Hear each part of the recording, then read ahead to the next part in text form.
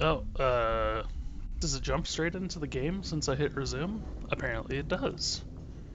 From the launcher.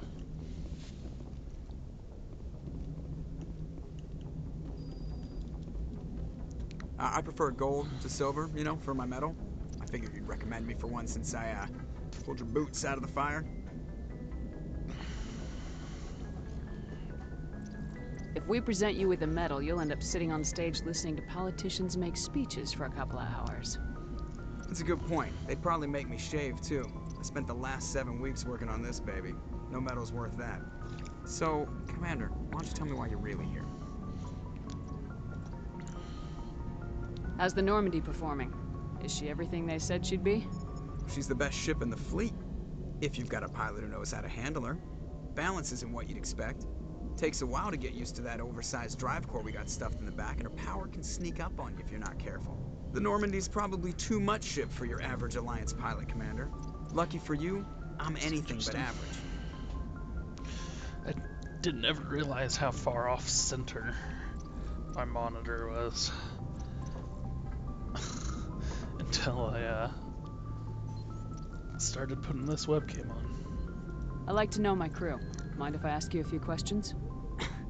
I can see where this is going. You did a background check on me, didn't you? Well, I'll tell you the same thing I told the captain. You want me as your pilot. I'm not good. I'm not even great. I am the best damn helmsman in the Alliance fleet. Top of my class in flight school, I earned that. All those commendations in my file, I earned every single one. Those weren't given to me as charity for my disease. Touchy. I'm sorry, Joker. I didn't even know you were sick. You mean you didn't know? Oh, crap. Okay, I've got Vrolich syndrome, brittle bone disease. The bones in my legs never develop properly. They're basically hollow, too much force and they'll shatter. Even with crutches and my leg braces, it's hard to get around. One wrong step and crack! It's very dramatic.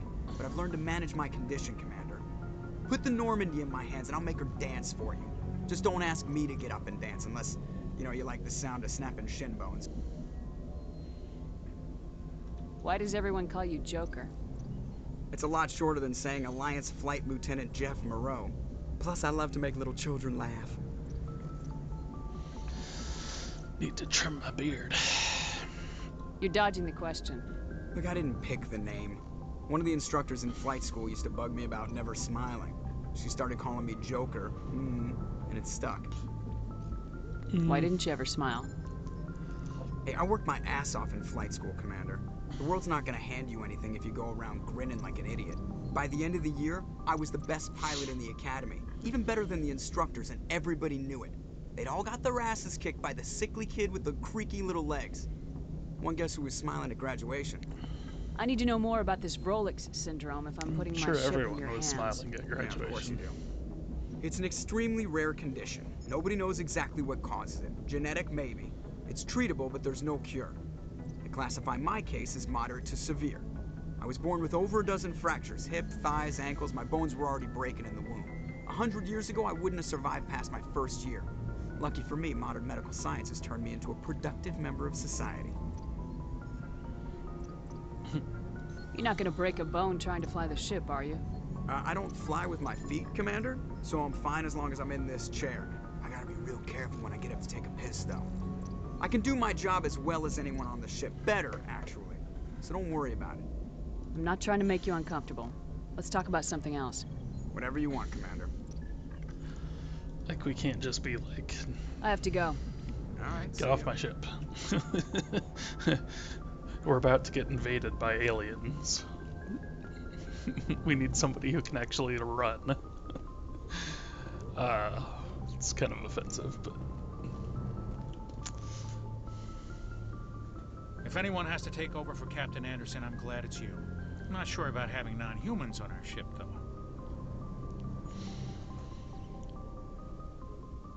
We're all on the same team here, Presley. With all due respect, ma'am, that's what they said about Nihilus. Look how that turned out. Nihilus was on our side. I'm in charge here, Presley. I decide if we have non-humans on this vessel. Yes, ma'am. Understood, ma'am. Speak freely, Presley. I want to know if you have a problem with non-humans. It's not that, Commander. Humanity has always handled its own problems. Saren attacked one of our colonies. We should be the ones to stop him. We don't need their help.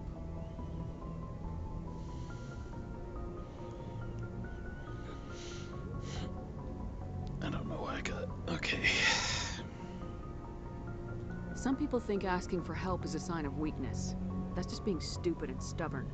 No matter how strong you are, allies can make you stronger. I guess so. Maybe I'm just stuck in the old ways of thinking. But don't worry, Commander. This won't be a problem.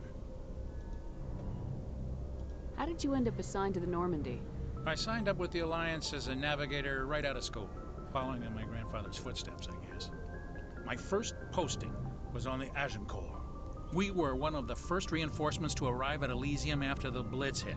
And those raiders were no match for an Alliance frigate. Of course, the only reason the colony was still standing was because of you, Commander. I can't believe you held out as long as you did. I know, I'm pretty awesome. How'd you end up on the Normandy? I got my officer's commission after Elysium. Must have made an impression on the right people. Captain asked for me when he was picking his crew. Okay. Carry on, Presley. Yes, So ma'am. yeah, I didn't actually... I did get renegade points for that. I ran through the Citadel to get to Therum and pick up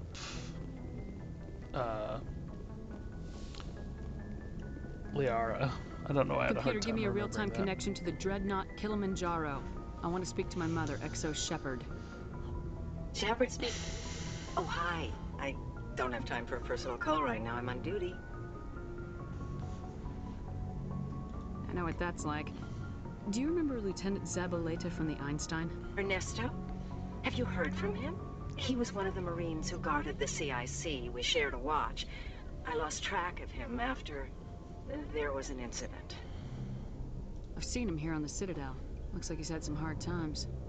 I don't doubt it. You remember the Batarian raid on Mindwar in 2170? You were in high school. The Einstein's task group responded to the Mayday. The Batarians were still pulling out when the Marines hit groundside. Zabaleta was one of the first down. He was never quite the same after. I don't understand. What happened down there? About every abomination that a sentient being can do to another. To a slaver, a person is just another animal. And humans aren't always liked out here. We heard about corralling, culling. They'd shoot those they couldn't use, implant control devices in the skulls of those they could, without anesthetic. He has post-traumatic stress because of what he saw? He tried to keep working, but it rode him. He showed up drunk on duty more and more. We couldn't always cover for him. The Alliance discharged him. Everyone knew he drank because of what he'd seen down there, even if he never talked about it. Especially because he never talked about it. For it to have affected him that deeply, he must have been a very sensitive man. He It's not was. really. Always in laughter That's not and really how that tears. works. If you see him, tell him we still worry about him. Tell him to go to the Veterans Affairs office. I have to go. But take care of yourself. You're making us proud. Kilimanjaro out. And then that's... I think in the second and maybe third games we get an email from our mom.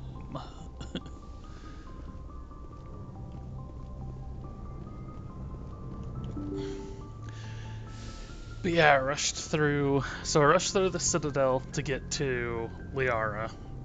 And then I went back and did all the Citadel stuff late last night. And man, that Citadel stuff takes like hours on its own. It takes like 5 hours or something. Yes, Commander? Is there something you need? I also got my vaccine shot and it's left me feeling pretty lethargic today, so I don't know how much I'm gonna do.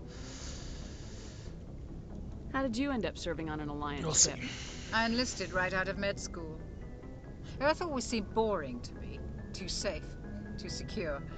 I figured the colonies were teeming with exotic adventure. I wanted to travel the stars, tending the wounds of tough soldiers with piercing eyes and sensitive souls. Turns out military life isn't quite as romantic as I'd imagined. But humanity needs the Alliance if we want to keep expanding through the Traverse. And the Alliance always needs good doctors. So I stayed on to do my part. Ever think you made the wrong choice? Sometimes I think about opening a private practice back on Earth. Or maybe taking a position at one of the new med centers out in the colonies. But there's something special about working on soldiers. If I left the Alliance now, I'd feel like I was abandoning them. Yesterday. Ooh. How well do you know the lieutenant? I'd never worked with him before this mission. But he has an impressive service record. Over a dozen special commendations. Tends to keep to himself, though. Maybe because of the headaches. It's not easy being an L2. Kind of already covered I all should this. go. I Goodbye, feel I don't Commander. think Chakwas ever like updates her conversations. Chakwas, Adams, and Presley. I never properly thanked you for saving me from the Geth, Commander. If you hadn't shown up, I'm just glad we got there in time. so am I. I know you took a chance bringing me aboard this ship. I have seen the way your crew looks at me. They do not trust me. But I am not like Benezia. I will do whatever I can to help you stop Saren. I promise. Don't worry, Liara. I trust you. I know you won't let me down. It means a lot to hear you say that, Commander. Thank you.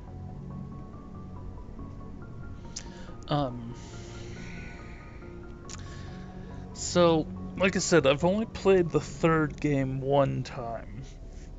So when I did that, I played as a male shepherd for some reason. Yeah, the voice acting for the female shepherd is so much better. But anyways, I played through as a male shepherd and I romanced Liara, but I also saved Caden. So now it becomes a question of who am I going to romance? Tell me about yourself, Liara. Me? I am afraid I am not very interesting, Commander. I spend most of my time on remote digs, unearthing mundane items buried in long-forgotten Prothean ruins. Sounds dangerous. And lonely. Sometimes I would run afoul of indigenous life forms or stumble across a small band of mercenaries or privateers. But I was always careful. Until the Geth followed me to Artemis Tau. I never found myself in any situation my biotics could not handle. As for the solitude, well, that is one aspect that most appealed to me.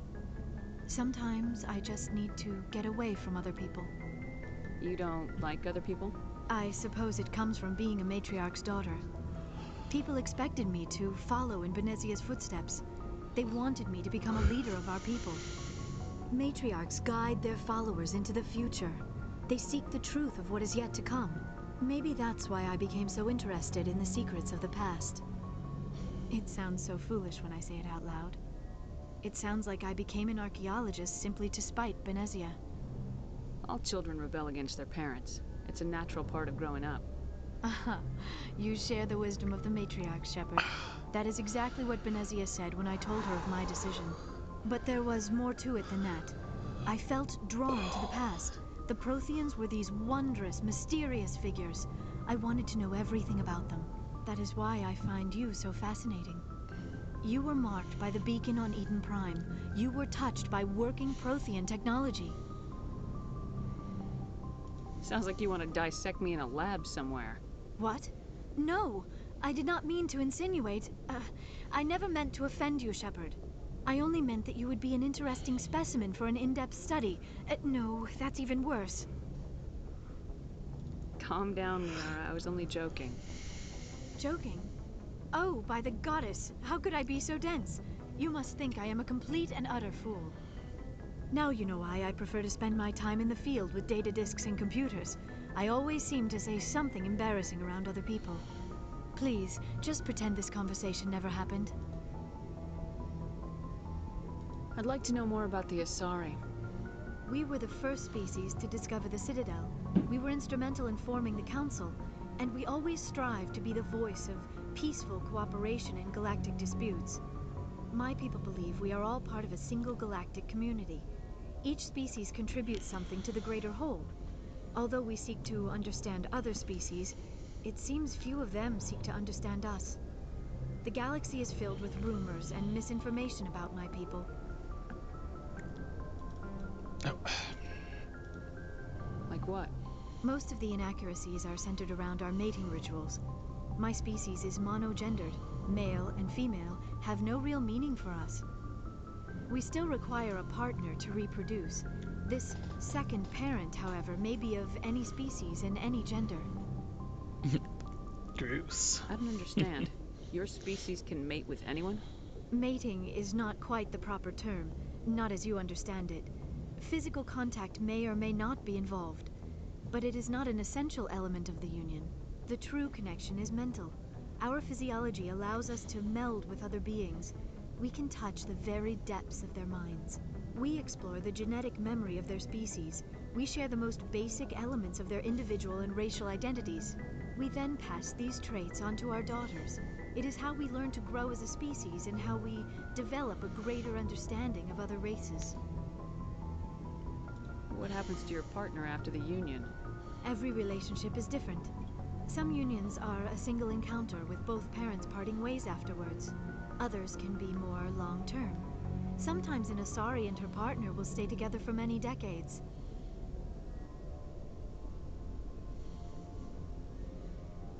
Do you know who Matriarch Benezia chose as her partner? She rarely spoke of her partner. Though I know my father, if you want to use that term, was another Asari. You can do that? Benezia never told you her partner's name? Union with our own kind is no longer common, not for the purposes of reproduction. Most Asari believe it weakens our species. Asari daughters inherit racial traits from the father species. If both parents are Asari, then nothing has been gained, or so conventional wisdom would hold. I am what is sometimes called a pureblood. Though no Asari would ever be cruel enough to say the word to my face, it is a great insult among my people. It is possible Benezia's partner was embarrassed by their union. She may have been too ashamed to publicly acknowledge me as her offspring. Maybe she wanted to meet you but couldn't. If something could have happened to her. Maybe she passed away. You might be right. I hope you are. But I have no way to know for sure. Benezia never spoke of her partner. Whatever happened, it caused her too much pain to dwell on it. She raised me by herself, though that is not uncommon. Many Asari raise their children alone, particularly if the father species is short-lived. Often the partner will pass on long before the child reaches maturity. You Asari live for 1,000 years. What happens when your partner dies? Few sapient species live as long as my kind. We have learned to take a philosophical approach to our unions.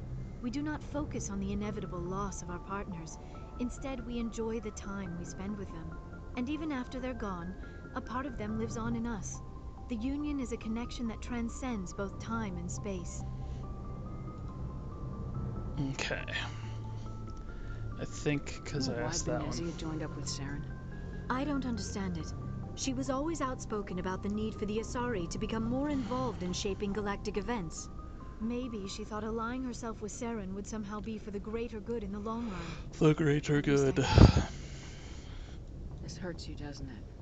None of this makes any sense to me. I have not spoken to Benezia in many years, but I know her, and this was not like her. Something changed. It's a little weird I should go. Goodbye, Shepard. to refer to your mom as Benezia. Not entirely weird, but that kind of speaks to what would we call that? Just being sorry, you can tell the the vaccine is leaving me a little discombobulated.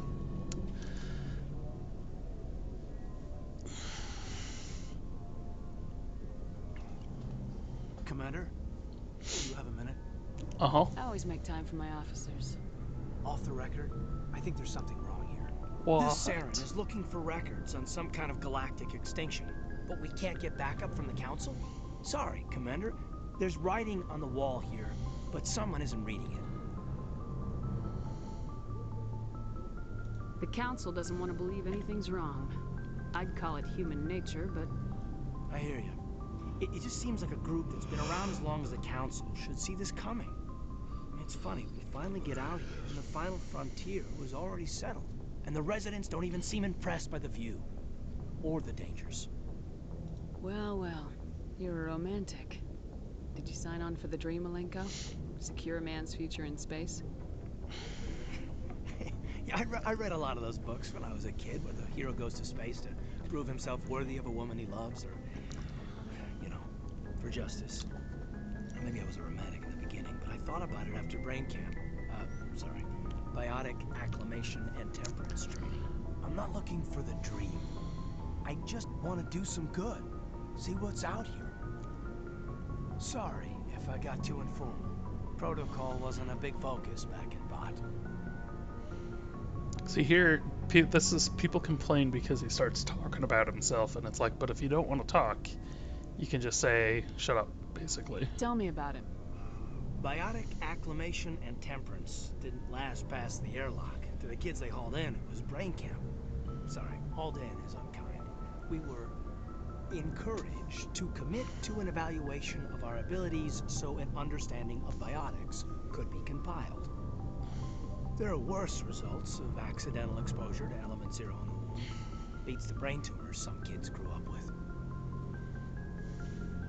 Is there some question about how you were exposed? My mother was downwind of a transport crash. It was before there were human biotics, a little after the discovery of the Martian ruins. It only gets iffy around 63 when kinetics was running out of first-gen subjects. Until then, they'd relied on accidentals. A bunch of guys in suits show up at your door after school, and next thing you know, you're out on Jump Zero. Jump Zero. Jump Zero is Gagarin Station, right? What's it like? Yeah, that's the official name.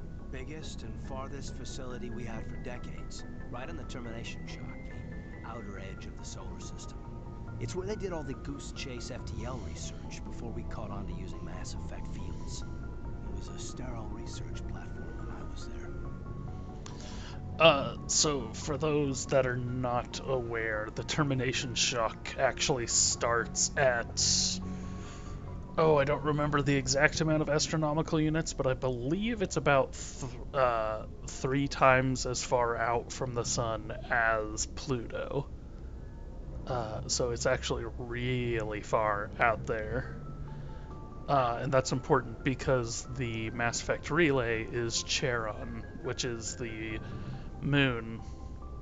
In the real world, it's a moon. In the game, it's actually a Mass Effect relay that had been frozen over.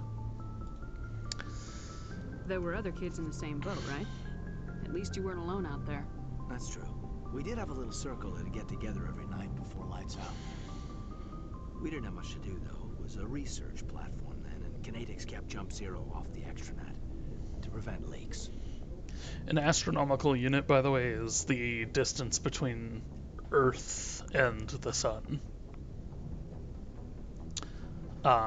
Because, you know, we don't really have a good unit of measurement for talking about large but not light year distances of space. And so that's what we go off of. And you must have had plenty of time to get to know each other. Yeah, we'd sit around and bull every night after dinner, play cards or network games. There was this girl named Rana who had a little circle grow up around her. She was from Turkey. Her family was very rich, but she was smart and charming as hell. Beautiful, but not stuck up about it. Like you, I guess. Ma'am. Sounds like she was special to you. She was. Maybe she felt the same, but things never felt together. Training, you know.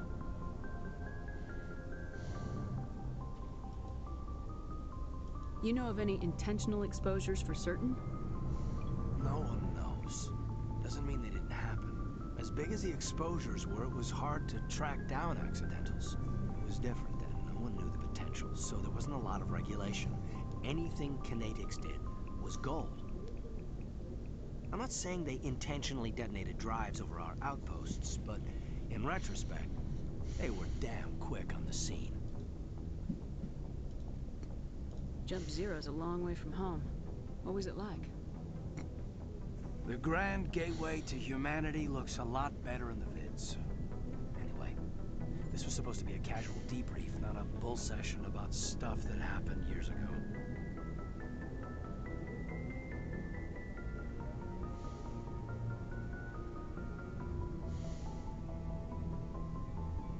I wanted to get to know you a little better, that's all. Thanks for the talk, Caden. Well, you're welcome, man. You, make a habit of getting this personal with everyone?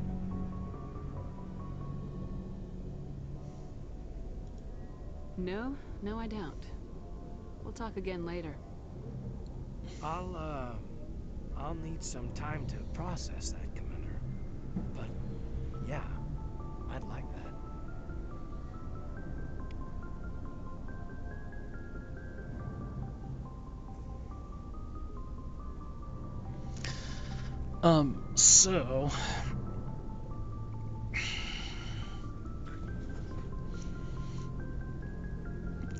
So like I said, he just kind of introduces the world. I've mentioned this in the past streams, but he introduces the world to, the way biotics really work in this, particularly how humanity has managed to actually make biotics and get them actually working. And we also talked to Chakwas, who talks about the L2 implants. Let's see how long this takes. Why am I counting? There's a timer right there. So I'm surprised this takes any time at all. I have I'm running this off an NVMe, so it should be super quick to load stuff. Shepard, what can I do for you? But this stuff was originally hard-coded, and it's probably still hard-coded to an extent. What's your story, Rex? There's no story. Go ask the Quarian if you want stories. You Krogans live for centuries. Don't tell me you haven't had a few interesting adventures. Well, there was this one time the Turians almost wiped out our entire race. That was fun. I heard about that. They almost did the same to us. It's not the same. It seems pretty much the same to me. So your people were infected with a genetic mutation? An infection that makes only a few in 1,000 children survive birth? And I suppose it's destroying your entire species? I suppose it isn't all the same. I don't expect you to understand, but don't compare humanity's fate with the Krogan. I was just making conversation. I wasn't trying to upset you. Your ignorance doesn't upset me, Shepard. As for the Krogan, I gave up on them long ago. The Genophage infected us, but it's not what's killing us. Are your people really dying? We're sure not getting any stronger. We're too spread out. None of us are interested in staying in our own system. Lots of species have left their homes and prospered. But they go to colonize new worlds. We're not settlers. We're warriors. We want to fight. So we leave. Hire ourselves out. And most of us never go back. What can you tell me about the Genophage? Ask the Solarians if you want details. They made it. All I know, it makes breeding nearly impossible. Thousands die in stillbirth, and most never get that far. Every Krogan is infected. Every one. And no one's rushing to find a cure. Why don't the Krogan try to find a cure? When was the last time you saw a Krogan scientist? Well, actually... You ask a Krogan, would he rather find a cure for the Genophage or fight for credits? He'll choose fighting every time. It's just who we are, Shepard. I can't change that. Nobody can. So long, Rex. shepherd. just okay, bye. Cool. Cool story, bro. Commander? What's your opinion of the last mission? Not sure I buy Dr. Tassoni's story about her and her mom not talking. They're family, right? I think she's being straight with us. Or at least I don't think she lies very often. Yeah, she's probably really bad at it. Hey, want me to ask her about her sex life? Might be illuminating. Why are you... I don't think she's used to teasing, good-natured or otherwise. No fun, Commander. Too bad those ruins got destroyed. I mean, they lasted thousands of years. That's impressive. She's kind of bratty. Do you have a few minutes to talk? One-on-one? Sure. I was hoping to get a minute of your time off the record. I keep an open door policy. If you have any concerns, lay them on me. Ugh. All right. I know things are different aboard the Normandy, but I'm concerned about the aliens, Vicarian and Rex. And Tally All and due Liara. respect, Commander. Should they have full access to the ship? They may not serve the Alliance, Chief, but they're allies. At least as far as Saren goes. This is the most advanced ship in the Alliance Navy. I don't think we should give them free rein to poke around the vital systems. Engines, sensors, weapons. You don't trust the Alliance's allies? I'm not sure I'd call the Council races allies. We, humanity, have to learn to rely on ourselves. Standing up for ourselves doesn't mean standing alone. I don't think we should turn down allies. I just think we shouldn't bet everything on them staying allies. As noble as the council members seem now, if their backs are against the wall, they'll abandon us. You get a pessimistic view of the universe, Williams. A pessimist is what an optimist calls a realist. Look, if you're fighting a bear and the only way for you to survive is to sick your dog on it and run, you'll do it. As much as you love your dog, it isn't human. It's not racism, not really. Members of their species will always be more important to them than humans are. These seem like deeply held beliefs, Williams. What made you think this way? My family's defended the Alliance since it was founded. My father, grandfather, great-grandmother, they all picked up a rifle and swore the oath of service. I guess we just tend to think of Earth's interests as our own. Earth. You gotta pronounce it right, lady. It doesn't sound like you've worked with aliens before. No, ma'am. Mainly I've been groundside, part of the surface garrison forces. I did get a rotation at a space station for training. Every Marine a rifleman, every rifleman ZG certified. That's odd. Your record is spotless and your technical scores are exemplary. You should be serving with the fleet. Anyway, that's why I haven't served with many aliens, Commander. Just dodge it. I come from a military family too. My parents were both Navy. Anybody in your family we might know? Couldn't say, Commander. We probably have a lot in common. You join up to carry on the tradition? No. The future of humanity is out here. There's so much we haven't seen yet. Yeah. I still remember my first field exercise on Titan. When we hit mud, the reality hit me. I'm the first person who ever stood here. Then my drill instructor kicked me in the ass. I went face first into the muck. He spent the next 5 minutes chewing me out for gold breaking. Gold breaking? Don't tell me you had Gunny Ellison. He's the only one who uses that word to describe shirking duty. Oh, Lord. You went to the Makapog boot camp, too? Yeah. Gunny Ellison's still reaming out recruits down there. Kicking ass and using words like inveigle and pusillanimous. I don't know if those are real words or not. Alright, I can see where your concerns are coming from, Williams. But this is a multilateral mission. You're gonna have to work with aliens, like it or not. It won't be a problem, Commander. You say jump, I say how high. You tell me to kiss a Turian, I'll ask which cheek. I don't think kissing Turians will be necessary. You never know, Commander. Okay. Dismissed, Chief. Ma'am.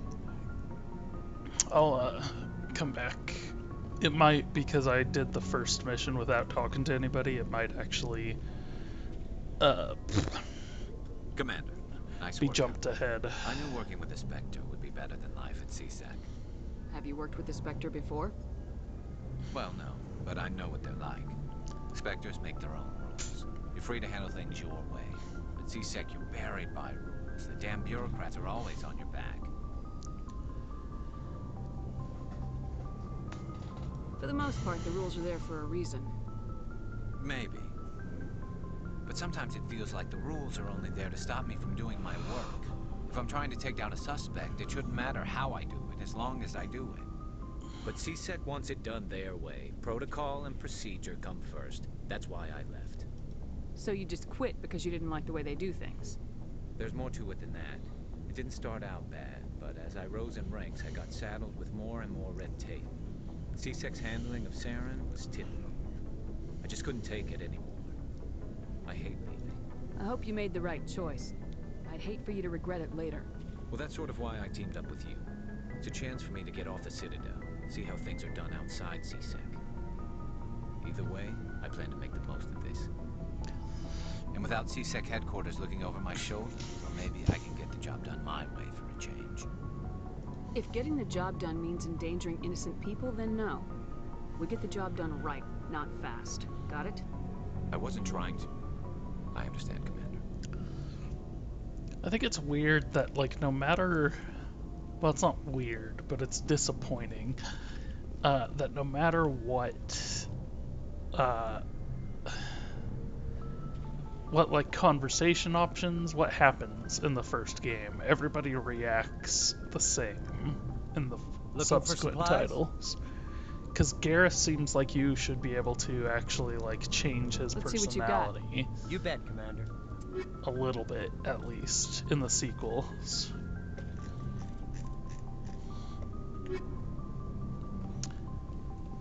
Because you can convince him that, like, hey, C-Sec has all that red tape for a reason. You can't just go around killing people, you know? Let's talk to Adams first. You know that Quarian, Tally? She's been spending all her time down here asking me about our engines. I'll tell her to leave you alone. What? No, she's amazing. I wish my guys were half as smart as she is. Give her a month on board and she'll know more about our engines than I do. She's got a real knack for technology, that one. I can see why you wanted her to come along. I figured she'd be a real asset to the team. You've got an eye for Tally, Commander, but I'm guessing that's not why you came down here.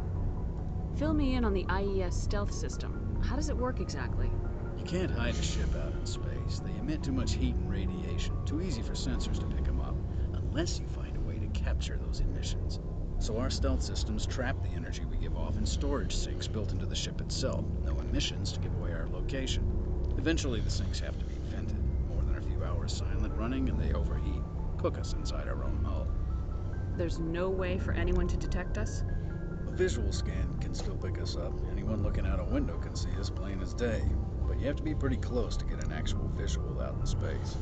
Most vessels rely on scanners. As long as the stealth systems are engaged, they can't see us. Not unless we accelerate to FTL speeds. Why doesn't it work with faster-than-light travel? Cranking up the FTL blue shifts our emissions, pushes them into frequencies too high to capture in the sinks. As soon as we make the jump, it's like setting off a flare. Sensors can pick up our location whenever we enter or exit FTL flight, but for short-range missions, our stealth systems are amazing, and we've got the only one. I actually don't even know what that means. Xehanort?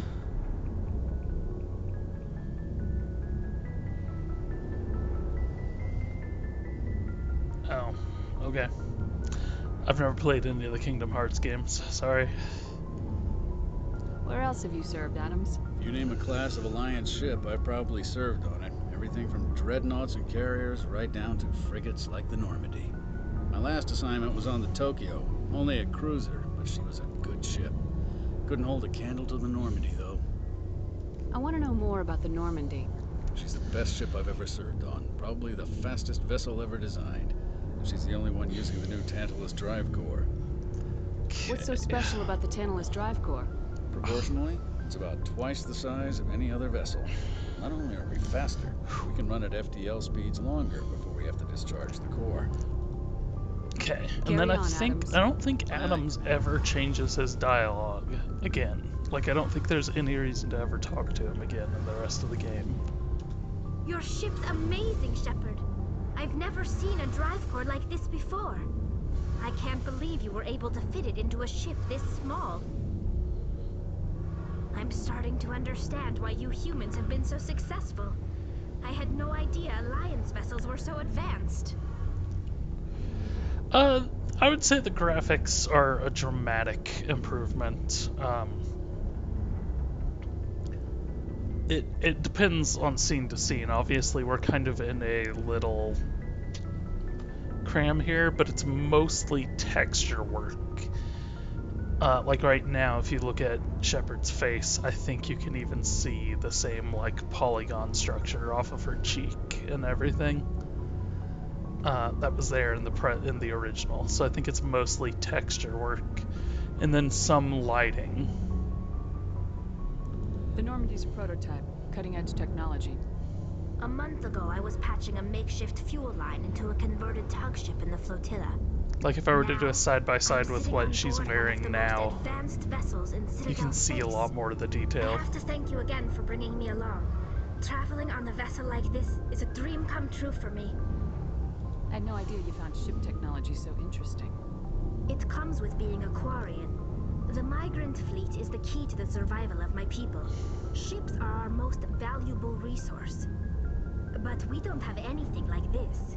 We make do with cast-offs and second-hand equipment. We just try to keep them running for as long as we can. Some of the fleet's larger vessels date all the way back to our original flight from the Geth. I can't believe your fleet's still using ships that are 3 centuries old. They're constantly being repaired, modified, and refitted. They aren't pretty, but they work, mostly. We've tried to make ourselves as independent as possible on the flotilla, grow our own food, mine, and process our own fuel. But some things we just can't make on our own. A patch to maintain the hull integrity requires raw materials we just don't have. That's why our pilgrimages are so important. I actually think the whole romancing aliens thing is a little creepy, to be honest. Because they're by definition not human. Tell me about your people. Our lives are they're not. Resources are scarce. Things don't click, if you know what I mean. Everything we do must in some way contribute to the continuation of the migrant fleet. There are 17 million Quarians in the flotilla, and each of us relies on the others for survival. The bonds among my people are strong. Unfortunately, we have had to surrender many of the freedoms and civil liberties other species take for granted. They also, in Mass Effect, was it Mass Effect 2 when they show a picture of what Quarians look like without their suits? Or was that must have been, yeah, I think that was towards the finale of Mass Effect 2. Yeah, you say they're mostly humanoid, but like, look at a Turian and tell me that like it is human. Like, it is technically humanoid, but it's not like, okay, oh man, my brain is not working today. Liara's race, the Asari, they're clearly just human bodies with no hair and tentacle things instead. It's illegal for parents to have more than one child. If our population That's kind of grows the too point much, of them as a it will strain race. our resources to their breaking point. When Drew Karpyshyn talks about them in few. interviews and If stuff, our population is in decline, he the specifically rule against civil mentions births the is green temporarily aliens, the green alien ladies from In Star extreme Trek. cases of population decline, incentives are even offered to encourage multiple births. Though the Conclave hasn't had to take such measures in nearly a century. But like Tali here, Tali was never supposed to be. They wanted, because people liked her so much, basically. That's why they made her appear basically human. But like, if you look at her body structure and everything, she's clearly supposed to be like a bug person. She's supposed to have, not Rex, Grunt in Mass Effect 2 even specifically mentions that humans and Turians and Asari are all crunchy, or something like those words, are all squishy, and Quarians are less so. So they're supposed to have like some sort of carapace. That's your government. The Conclave is our civilian branch of government. And if you look at a lot of the Each ship can concept elect a art and stuff, they're kind of portrayed serve as on the being conclave kind of and make bug-like decisions as that well. affect the fleet as a whole. On matters that affect an individual ship, however, the Yeah, captain has the final Jeff should say. be all about them. It's They a are tradition that dates back to the early days, they are when the mantis fleet was ladies. governed by martial law. Fortunately, most captains nowadays are smart enough to have an elected council from their crew to give them advice and guidance. So the ultimate power rests with elected officials? In practice, the conclave and the respective council for each ship tend to set the rules that govern our daily lives. But in theory, we are still under military jurisdiction. The 5 top-ranking military officials in the fleet serve on the Admiralty Board. Oh, man. These 5 have the power to overrule any decision by the conclave in case of emergency. To do so requires unanimous agreement among the Admiralty, and they can only do this once. After that, the entire board must resign their posts. It's a safeguard that served us well. In nearly 3 centuries, the Admiralty Board has only overruled the conclave 4 times. Okay. Tell me about your people. Our lives aren't easy. Resources are scarce, and we are constantly I mean, I on the already move. know all this information. Everything we do must in some way contribute to the continuation of the migrant. There are 17 million Quarians in the flotilla. Unfortunately, I'm gonna kind of just skip through stuff. I've been taking a long time. What kind of freedoms? Well, it's illegal for parents to have more than one child. If our population, They have a one-child of course, we policy. also That's a can't great allow way our numbers to become too. increase your In male extreme population. cases of population decline, incentives are even offered to encourage multiple births. That's your government. On matters. Fortunately, most captains nowadays are smart enough to have an elect. Like what? I might have actually already gone through all I doubt this. I can tell you anything you don't already know. It's been almost. All I know is the story of their origins, what they were when we created them, and how they. So I turned don't know on that us. I'd consider Andromeda a disappointment. That implies that you had hopes for it. And I did not. The Geth were originally created to serve as an automated manual labor force. Over time, we made small modifications to their programming to allow them to perform more. How come the council didn't step in and stop you? This wasn't true AI research. The changes were so insignificant. But one thing we underestimated was the power of the neural network. A million Geth thinking. So the Geth share. Many of the Geth's logic systems were designed. Yeah, to that's work also in concert something with that was other nearby dropped Geth. in subsequent titles, that the Basically, the more Geth of share them you have in brain a group, power. the smarter they are. So there's some sort of group consciousness. No, nothing like that. They cannot share. I'm not sure if they actually Geth ever got it maintains an working in individual the first awareness and game. I actually don't The know that I've neural ever been network able to only operates notice on a process-based that level. enemies get more It's intelligent basically when the there's more of synthetic them. equivalent of a subconscious.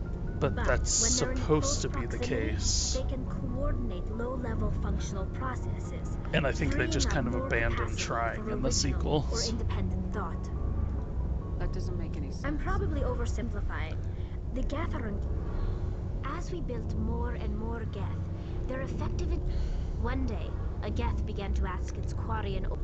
As you can imagine, this caused a near panic. I don't see what's so bad about The Geth were created to engage in mundane, repetitive, or dangerous. The Geth were showing signs of rudimentary self-awareness and independent thought. It was inevitable the newly sentient Geth. Yeah. A general order went out across all Quarian-controlled systems to permanently. You can't blame them for fighting for their survival. We had no other choice.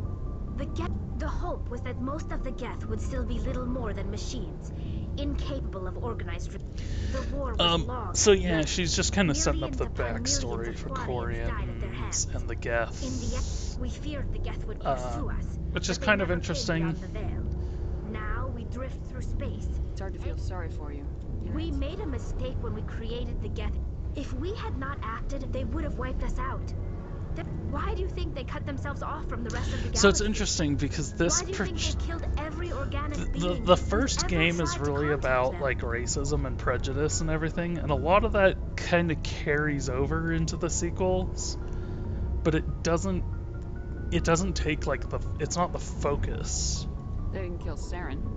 What does that tell you? The Geth are not innocent victims in all this. They're the enemy. Because like Tali is They want super to destroy prejudiced us. against the Geth, Not just the who, Quarians. All organic life. That's why they've joined up for with all we Saren. know, they're only And attacking that's why we organics have to because stop them. they got attacked. I want to know more about. When my people reach maturity, we leave our birth ships and seek acceptance with a new. But no ship wants to accept someone who will be a. We set out alone, leaving the flotilla and our families behind us. This is presented as a gift to the captain of the respective ship we wish to join. Can a captain choose? That doesn't happen often. Most captains, even when the gift is not particularly valuable, the captain usually accepts it out of a. It's not the best way to make a good impression on a new community. Most pilgrims don't return until they find something worthwhile. Yeah, I did I just did a video a couple days ago about illusion of choice, illusion of consequence, as I like to refer to it as. I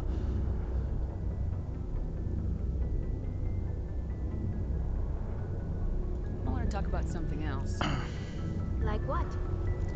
I should go. See you later. They,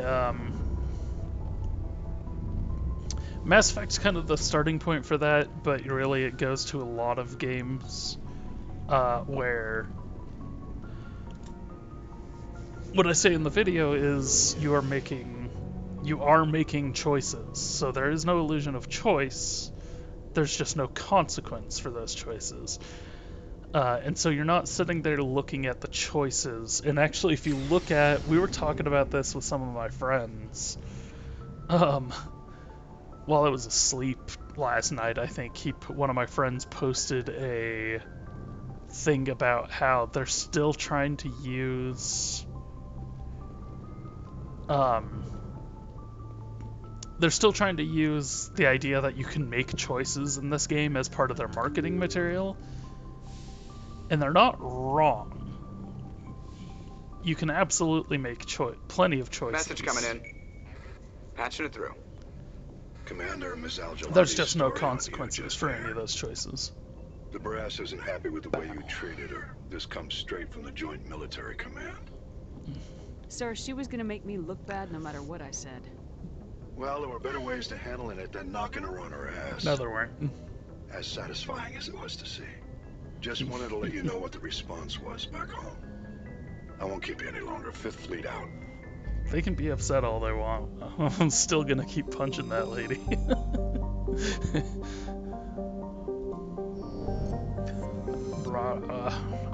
I don't like how loose the control is on this.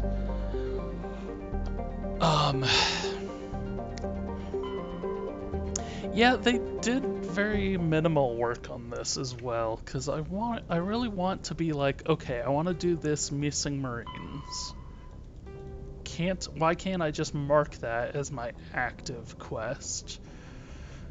And it makes sense if you think about the context of when Mass Effect was originally made, but it's been 15 years. Like, I don't really understand.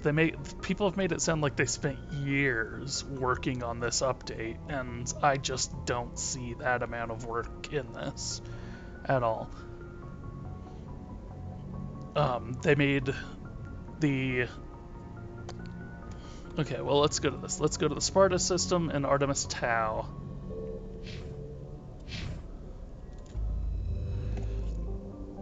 Which is right next to me.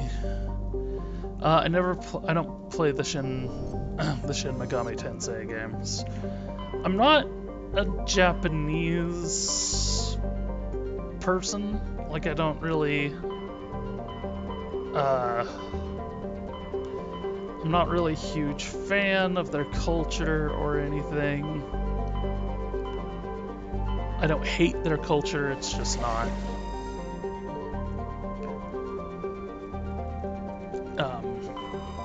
not something I put a lot of effort into. So I've never played those games anyways. I don't play a whole lot of anime games or anything like that. So I couldn't tell you if they have the illusion of consequences or illusion of choice or anything like that.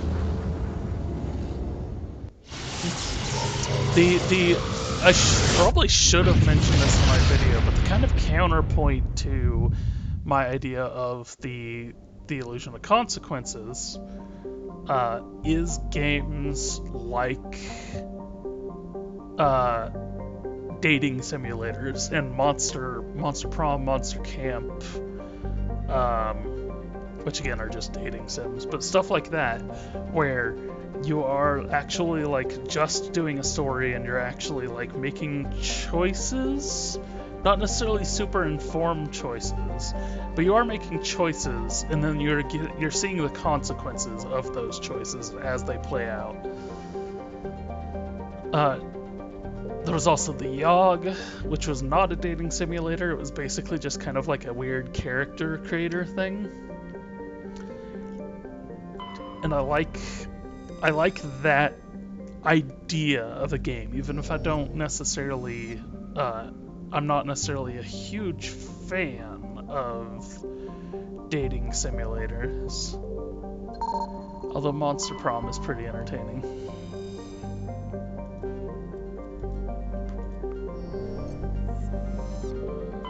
Commander, I'm picking up a signal from the planet's surface.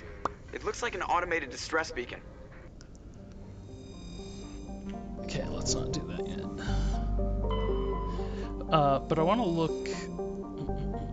A lot of these planets do actually have fairly interesting descriptions. And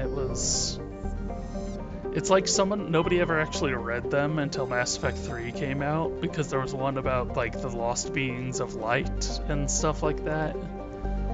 That people were like, oh my god, can you believe that so-and-so discovered this 5 years after the game came out? And I was like, I already knew that. I had actually compiled a list and posted it online. There's a planet, I don't remember where it is, but a planet called Ploba that has like a giant supercomputer inside it. Other people think that it's like a graveyard for ancient technology or something like that.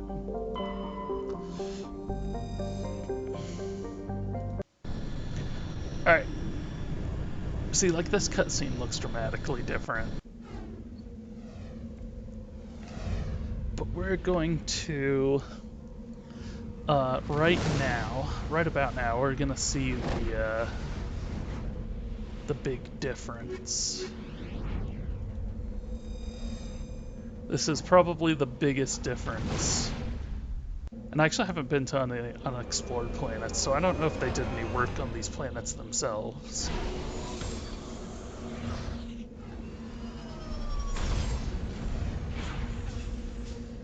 I'm kind of guessing that no, not really.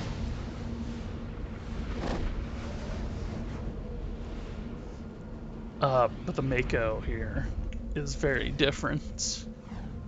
Map.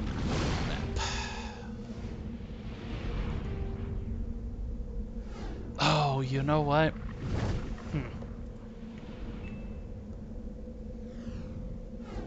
How do I... Oh, right click. I might need to go grab... Why are people messaging me?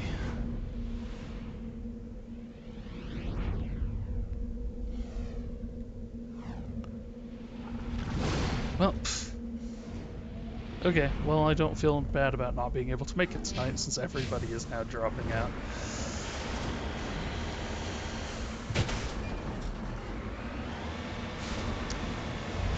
I don't know if I agree with that. I feel like, if anything, it wanted to be more Blade Runner than it is.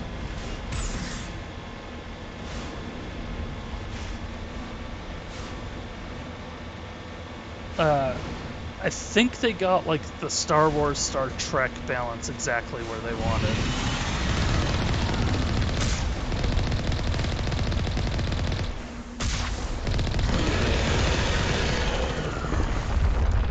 they changed this thresher maw too now, so you can see where it's actually going.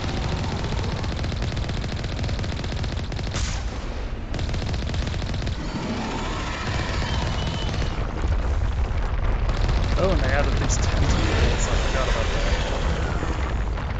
that. Is it not going anywhere? Oh.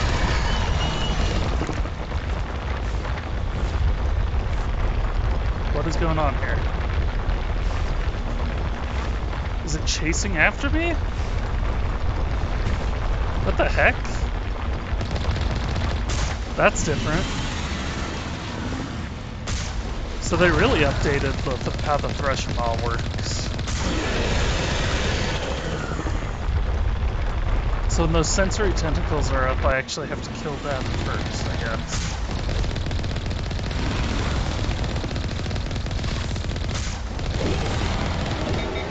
You dead? Yeah,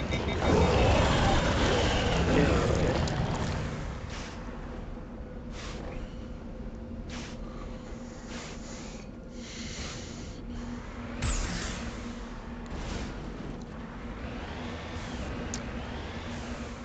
Yeah, like I said, I think they were,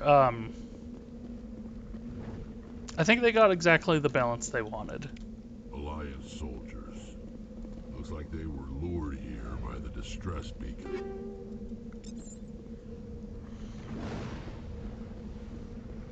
Looks like these men were under Admiral Kahoku's command. He'd want to know what happened here. Okay, can I just leave this running? I remember that. It really feels like you should be able to turn off the distress signal, but you can't.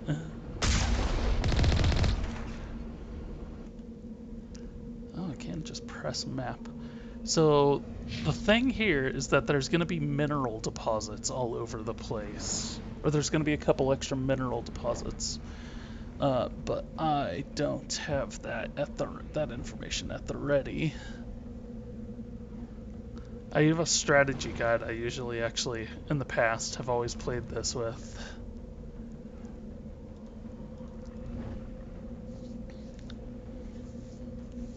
I also think Star Wars, I think people get really confused with what Star Wars is, frankly. Because there's the whole argument of, oh, is it sci-fi or is it fantasy? And it's like, it's actually not really either. It's actually more of a fairy tale. Because it's just straight good and evil. There's no... Okay.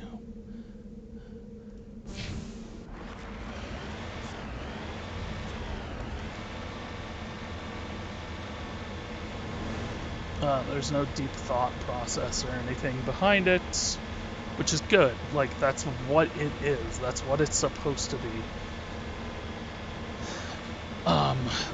Some of the Star Wars books actually tackled with the idea of there being like gray Jedi, or whether the Force requires you to be good or evil.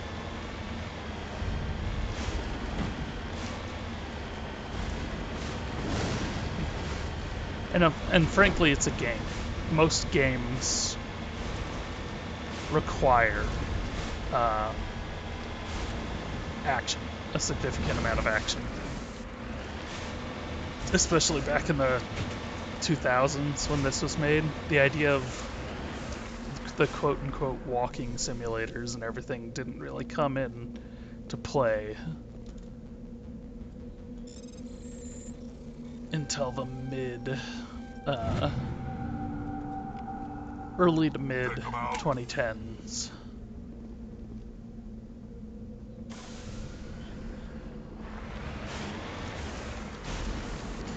And then the sequels. I mean, it's also a matter of if you're talking about the sequels or just the first game. Because the first game is a very different beast.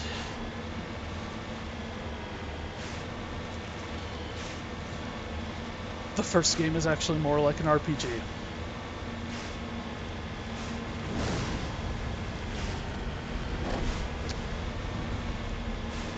Yeah, I don't know if I'd consider Qui-Gon Jinn a gray Jedi. He's still good. He just doesn't follow orders to the letter.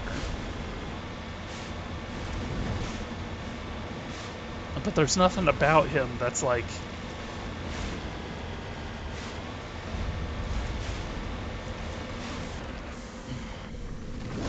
morally ambiguous at all.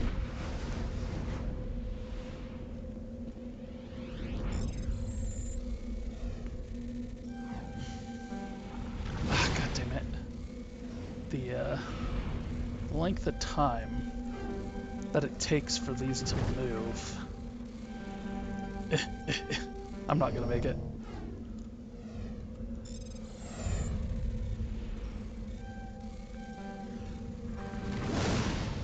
Oh my gosh, game. You're killing me. Yeah, when I think of Grey Jedi, my go-to is always gonna be Jolie Bendu from Knights of the Old Republic. Part of that's just, I love Knights of the Old Republic.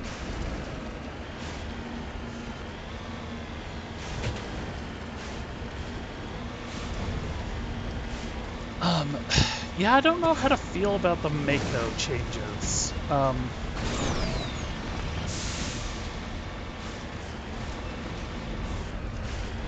It's not a significant change, so I don't think I can be upset about it.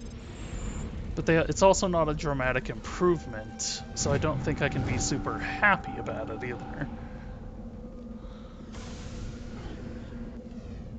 So there's that one. And then there's another one right in here somewhere. Let's track down these mineral deposits. Yeah, I guess these are the mini games from the PC version. Because there's that Frogger one I just did, and then there's another one that it just has arrows. And you have to figure out the correct sequence to hit the arrows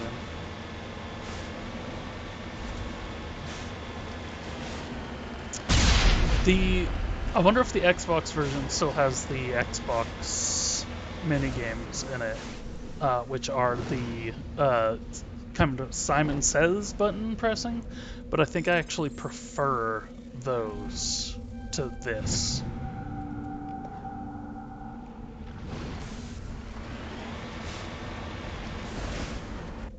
There's one more on this planet, and it's like right in here somewhere.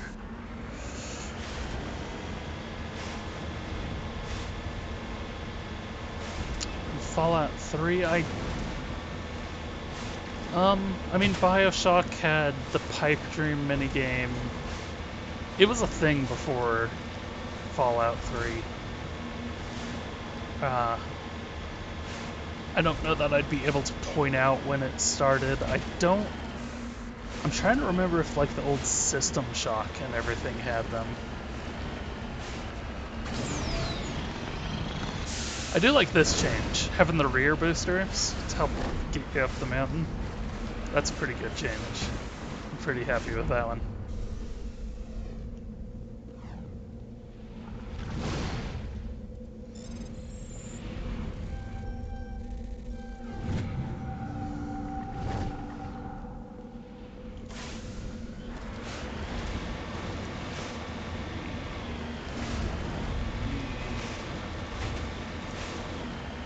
So the Mako's a little less bouncy. It feels very much like they just upped the mass slider.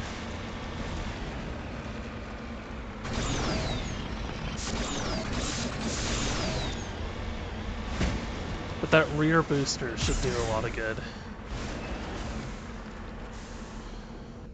I think it's a good choice.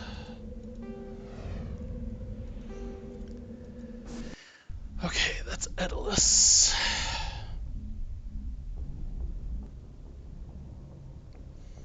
The Mako sections in Mass Effect 2?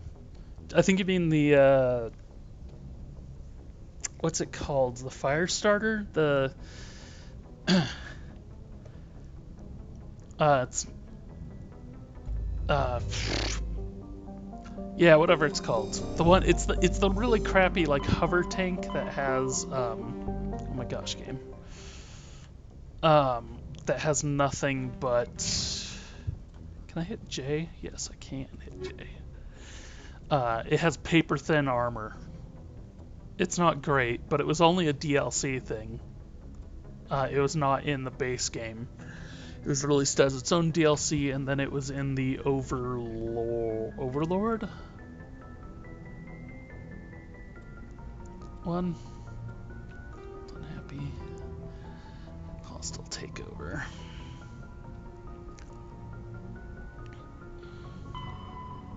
Eliminate the crime lords, Han of Gemini Sigma. Gemini Sigma.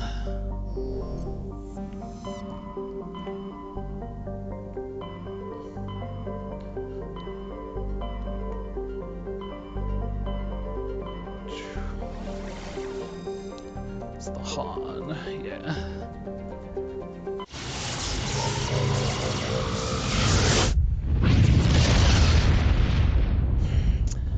I doubt they changed anything in the Mass Effect 2 remaster. Honestly, I really doubt that you would even notice a difference between the Mass Effect 2 and 3. I'm waiting to see what happens when I actually get to that point, but I will be surprised. I don't think I'll even notice a visual update in any real capacity.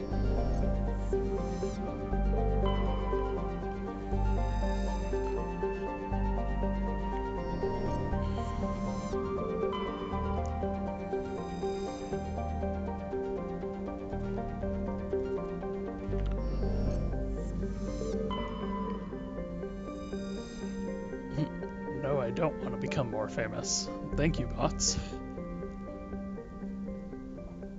That's funny, I had 3 join in like a 10-second period. Farkrothu. Why is it? I always feel like... Oh yeah, that's what's weird about this one. So it's only distinguished by its moons.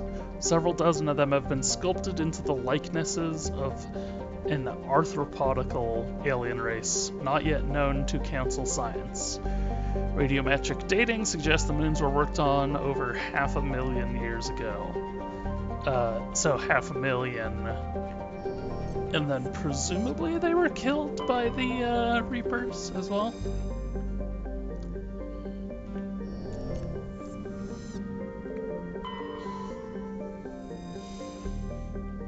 Alright, I need a minute to go use the bathroom, and then I'll be right back.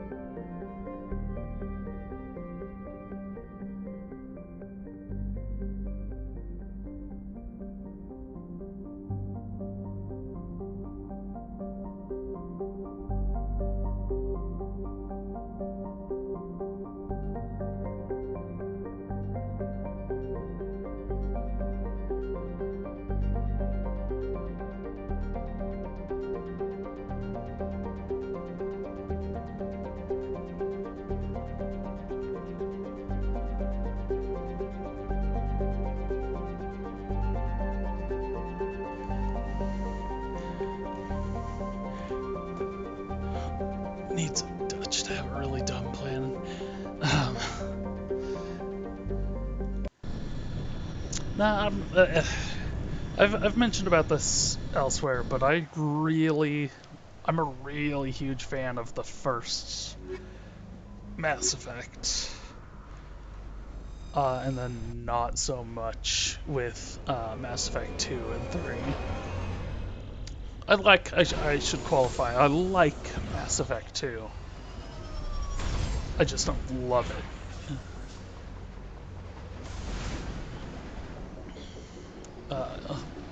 Because I love Mass Effect 1.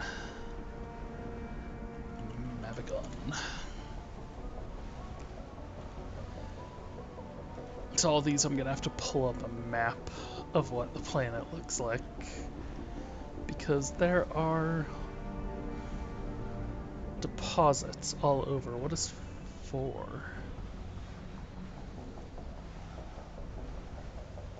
There's something up over there.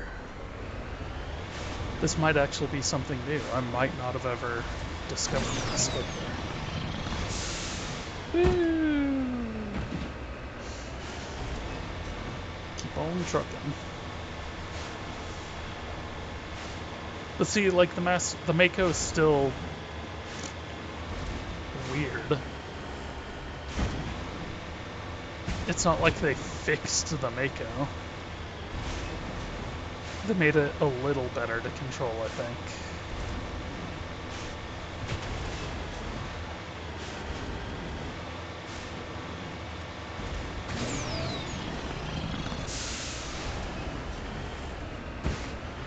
Yeah, this might be entirely new. I might not have ever actually been out here to see this.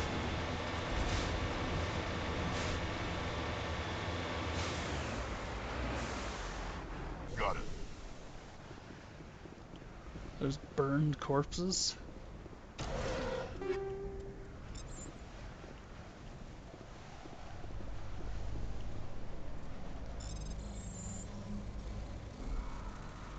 Oh my gosh.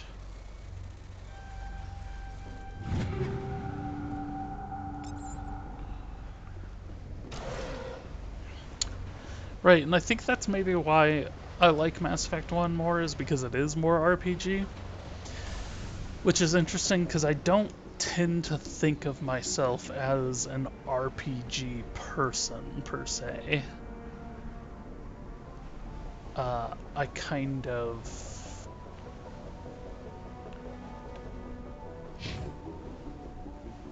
I'll do that.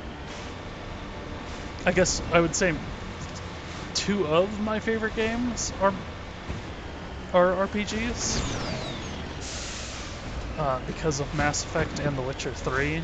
Witcher 3 is probably my favorite game, and Mass Effect is up there. I definitely have played Mass Effect 1 a lot more. I think there's going to be a Thresher Maw.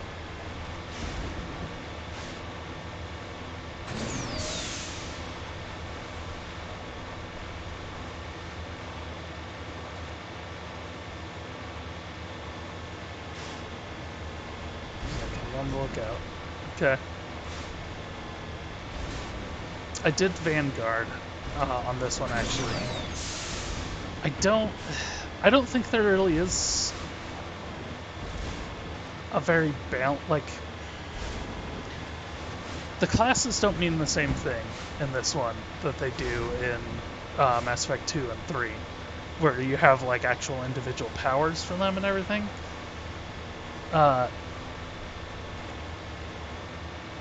All you need to do is make sure to bring someone who has tech ability out with you, and you have somebody that can hack into everything. You know, as long as you've leveled it up.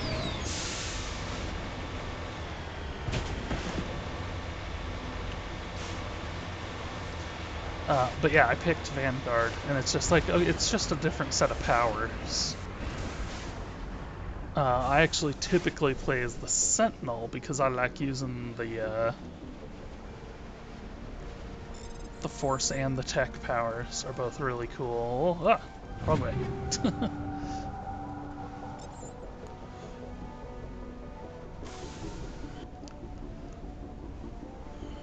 What's the next one?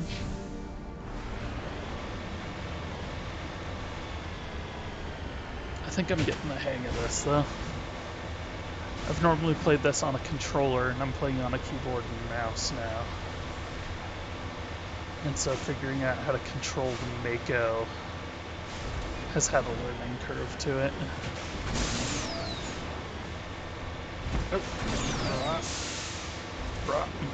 See, they have not fixed the Mako. They've made it better, perhaps. But I really think all they did was make it heavier and then add a rear boost, which are not things that would take very long to accomplish.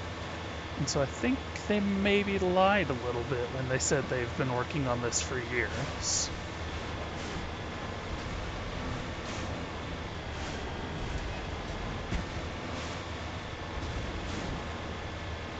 Because the Mako should be the most substantial change.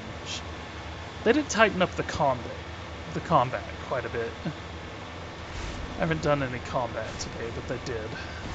Is it on top of this mountain? It is on top of this mountain.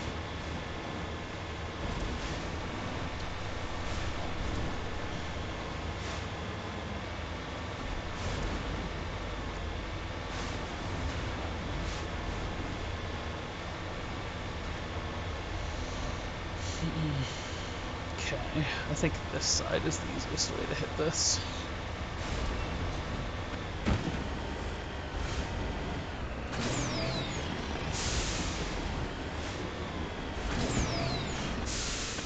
I think the rear boosters was a fantastic addition.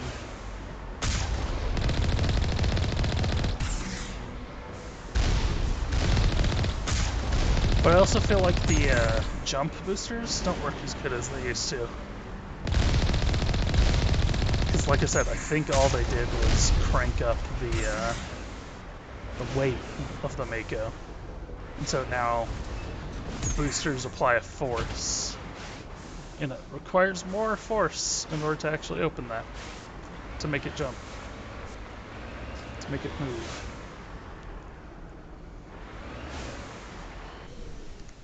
Yeah, I don't know. I just watched something the other day that was them watching a playthrough. Was them watching a speed run of the original Mass Effect. And they were talking about how they've spent years on this version. And I'm just like, I don't... If that's true, what were you doing? Because it almost entirely seems to be a texture up-res.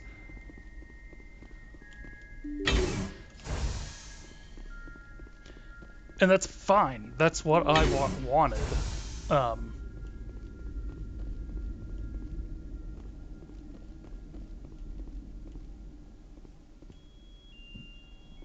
smell.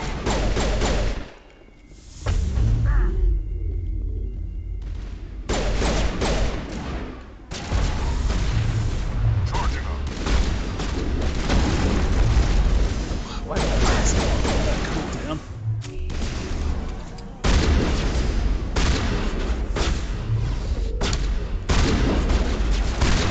Yeah, I thought you might be back there.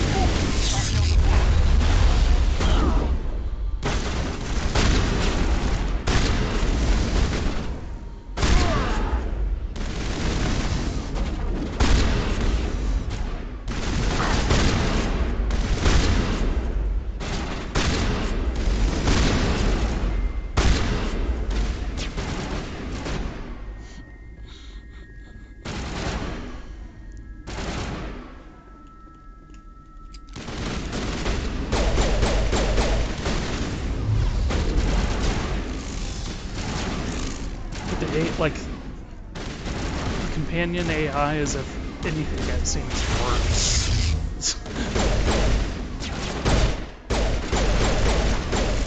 Stop running in front of me. Both of you go up over there. You lure them out.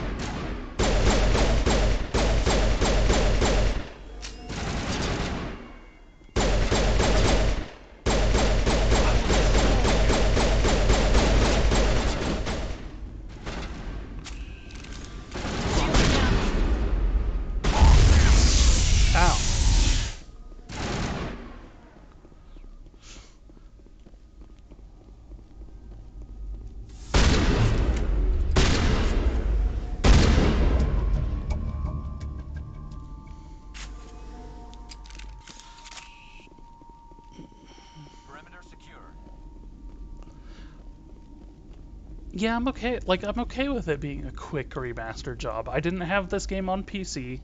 I only had it on the consoles because I bought it when it came out originally.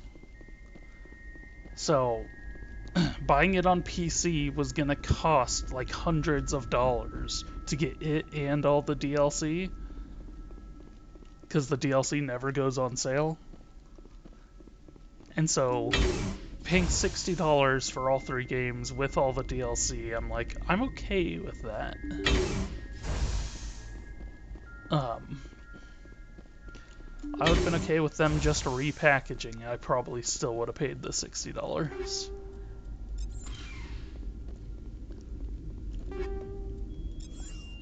I just really don't see how this is a multiple year. See, I can't do it from underneath or from above. That's such an awkward. All the controls are reversed.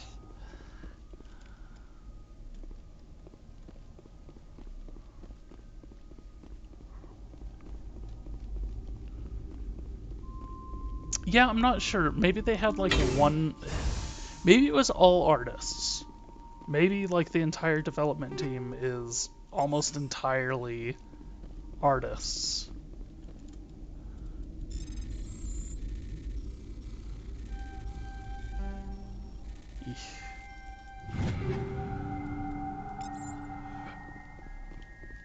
And so they actually took like great care with these, but they're saying they used an AI generator for most of the textures even.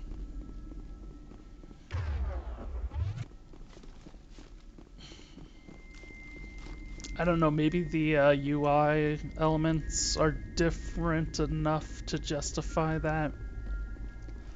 I feel like I'm stretching there even.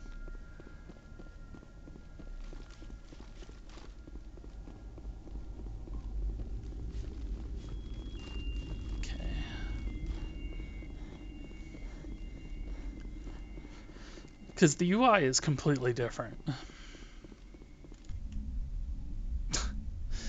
I don't know that the menus are any different from how they were on the PC version. Oh, look at that! There was like texture pop in there. That's weird.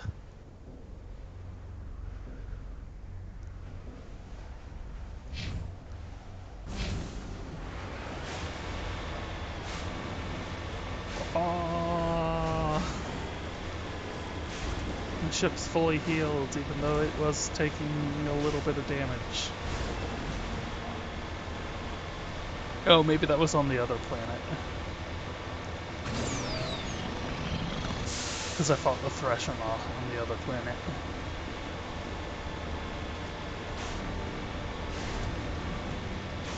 It's cobots.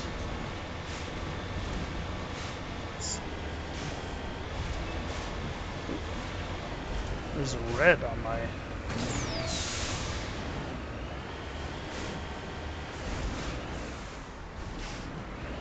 Well, let me do this, and then I may have to...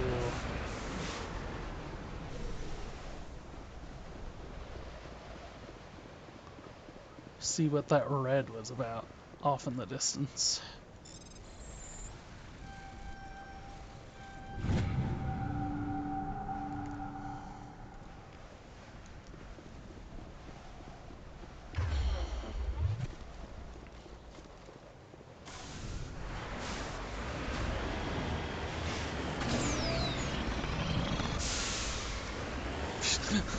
Even with the booster, I don't think I can actually get as high as I used to be able to.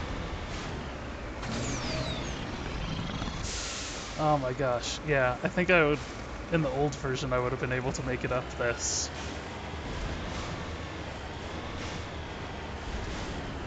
It'll be interesting when I get to some of the planets that have like real mountains and everything on them.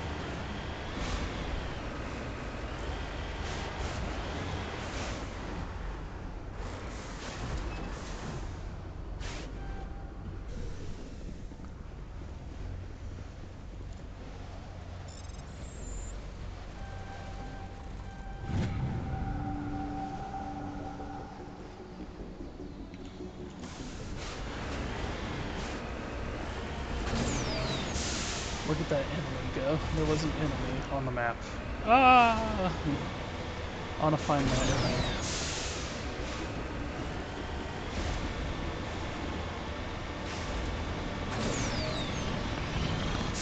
Where did it go? Oh, was it like a Thresher Maw? I keep just going, when am I going to run into a Thresher Maw?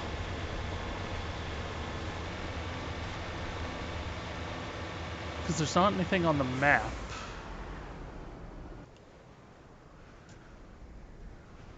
Last one is up over here, so it's actually on the other side of all these mountains.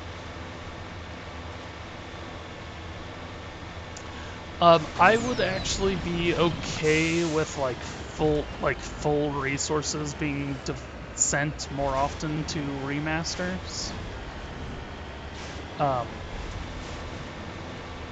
Even if it's just the most base version, it would be cool to get some sort of graphical updates at the very least to a lot of old games. I mean, that's kind of what the Halo 10th anniversary thing was, and then they did it for Halo 2 and everything, where it was literally they just added a coat of paint on top of everything, and I think that's fine.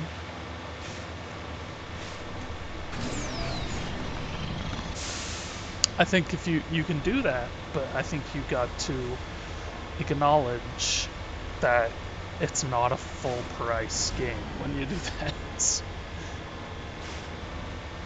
People are complaining about this being full price, and I'm like, well, it is 3 games.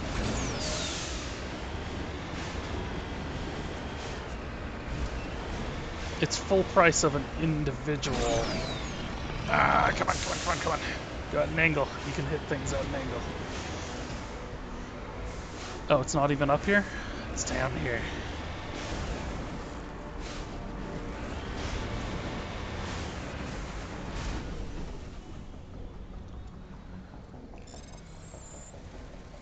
Like the Skyward Sword.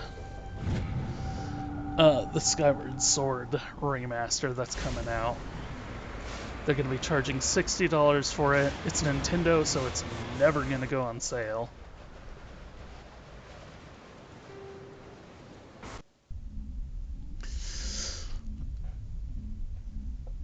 If you're lucky, it'll go on sale for $40 at some point. But then it's will go right back up.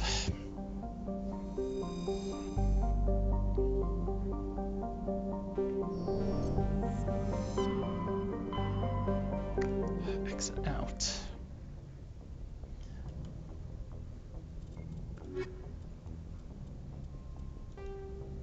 Okay, the other one.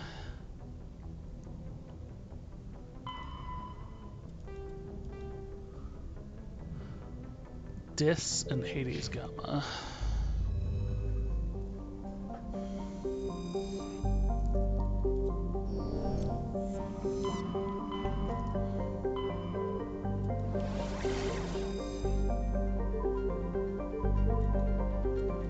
Then there's actually quests on the map that you can't find unless you go to the location.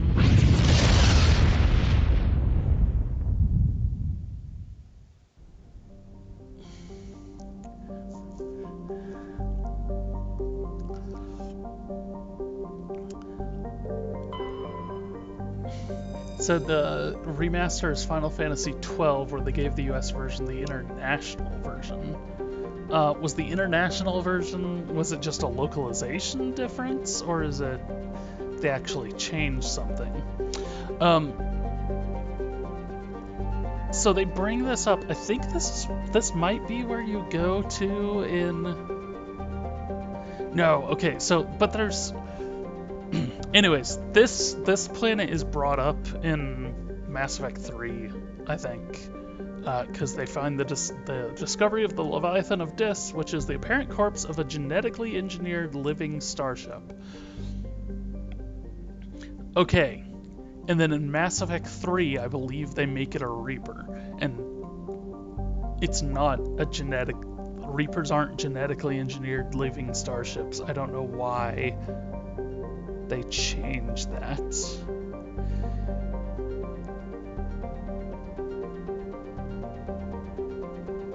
I actually really want to look this up right now. Because I definitely remember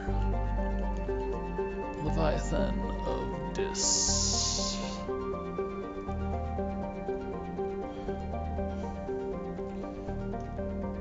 So in Mass Effect 3, Balak tells Commander it was actually a Reaper corpse.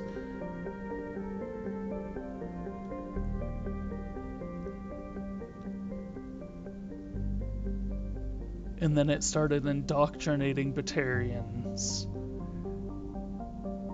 Because they couldn't figure out what to do with it, basically.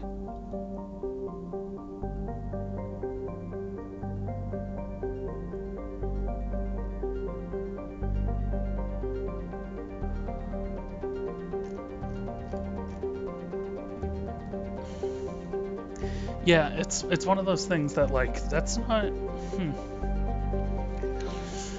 So the class system in the international version of Final Fantasy XII is different. Okay. Yeah, that seems weird to me that they'd change features like that.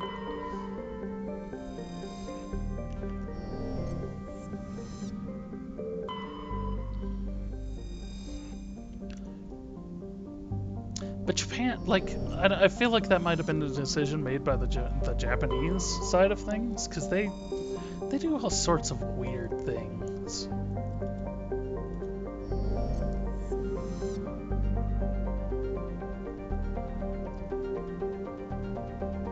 They think Americans are too stupid for that and all that shit. That was the whole thing with Super Mario Bros. 2, which was eventually released in the US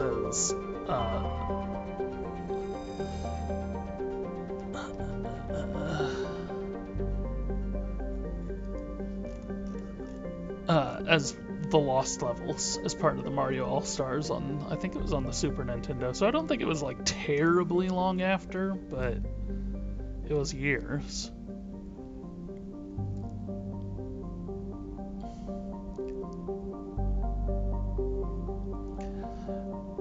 So basically this planet was set up as a mining planet, but they found out that the Batarians were planting false surveys. They were trying to defraud Americans. They were trying to defraud humans. Sorry, not Americans.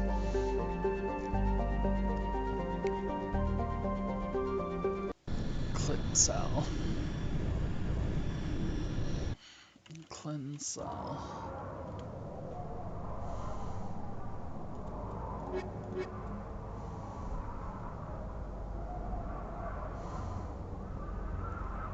Yes, they retconned a lot of Mass Effect 1.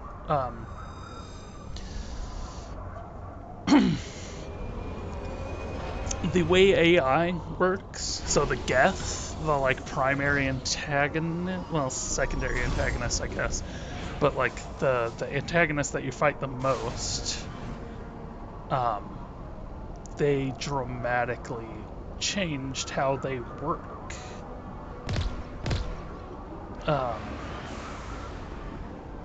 Hold on a second. There are minerals up over here somewhere. And then all the rest is in this little cluster. So in Mass Effect... in Mass Effect 1, and they pay it lip service or whatever in Mass Effect 2 and 3, but they don't really. The way AI works is you have a device called a gray box. And this gray box, they don't really cover what exactly the gray box is, just that it's a computer of some sort. And then you download software into that gray box, and that determines the personality of it. But every time you upload something into the gray box, it actually like changes, and so the personality, quote unquote, of the AI changes. So if you take out a piece of software and then put that same piece of software in there, the AI will have a completely unique, individual personality. And it might not sound like that big of a deal, but in Mass Effect 2, you do see the Geth downloading themselves onto platforms, different platforms. And then, frankly, Legion himself kind of breaks that lore, that exact same lore, because he's supposed to be a construct made out of multiple programs that are always, like, deciding what to do, which doesn't work, because it's not, again, AI is not software. AI is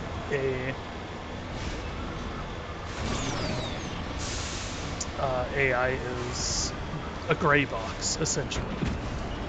And so no matter what software you put in there, it's going to create a different character. I know, so that's one of those things that bugs me a little bit. And if it was just that, I probably wouldn't mind, but they also retcons the way guns work.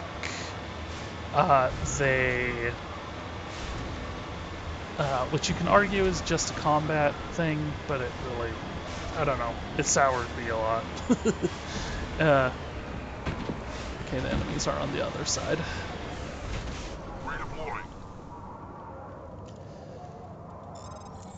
I'd have to, like, sit down. I'll probably, as I'm going through Mass Effect 2, point them out.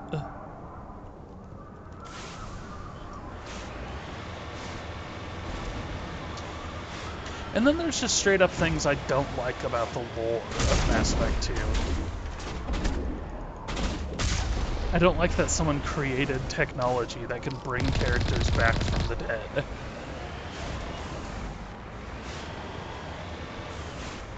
Especially, there's no point for that. There's literally no point in having that whole situation.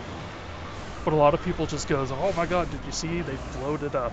And that's like, well, okay. So it wasn't an entirely different team. Yeah, no, it doesn't make any sense to change the lore. But it wasn't an entirely different team, but it did have a different lead writer. I don't know exactly what happened, and I don't want to speculate too much, but my personal speculation is that Drew Karpyshyn, who was the lead writer on Mass Effect 1, got chased out. And I'm not sure who is responsible entirely.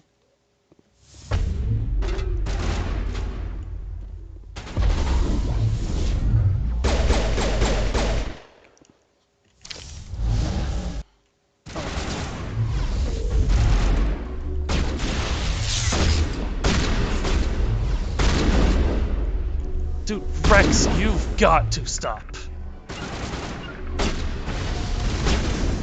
Running back and forth in front of me.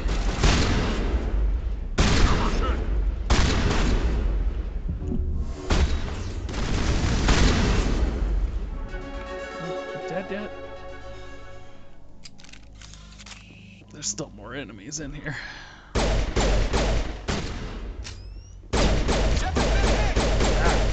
Sniper right there. Good to go.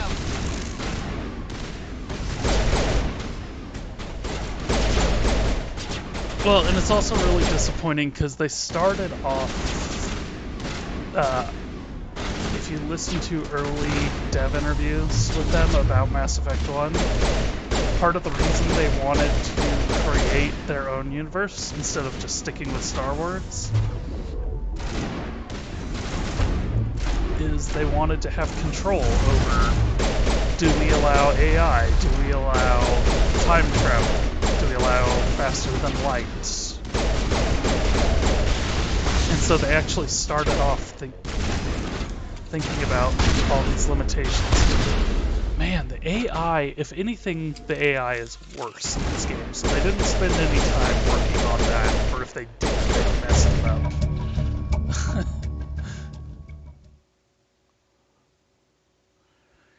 Yeah, but they only had to bring Shepard back because they killed him in that game. I mean, spoilers to people who don't know, but it has been over a decade.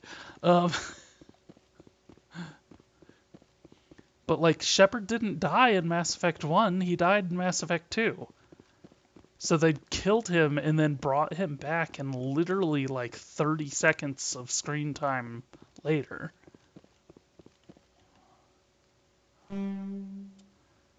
That's as far out as I can zoom.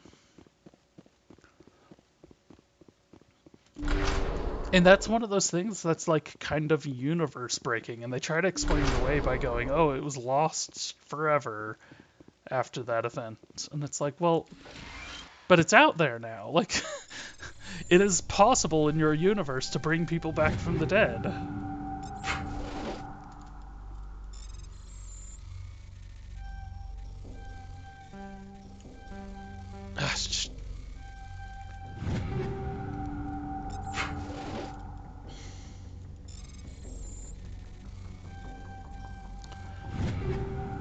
Cerberus. Cerberus is entirely different.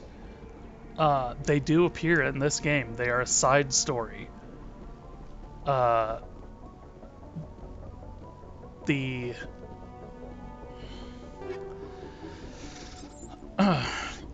mean, a little bit of spoilers since I haven't done those missions yet, but you run into Admiral Kahoku on the Citadel. Admiral Kahoku tells you about his survey team that went missing. We actually did do that part of the side quest just a little while ago. It's when we were fighting the Thresher Maw. And then we find that survey team. We go back to him. He calls you up later and tells you about this human extremist organization that is a offshoot of the military. Let's get moving.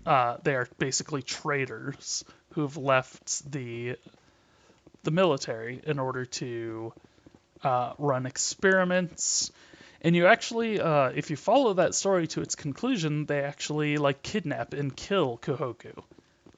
And then in Mass Effect 3 or Mass Effect 2, when you come across Cerberus, which is like right off the bat, you kind of just I'm like, oh, okay, and you don't ever like mention anything about it or anything. It's very silly. And it almost seems like it should have just been an entirely different organization. If you can't like keep the origins and everything.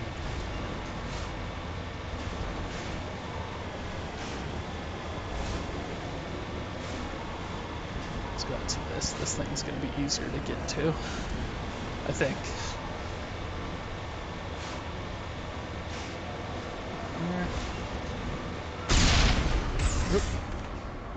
Oh yeah.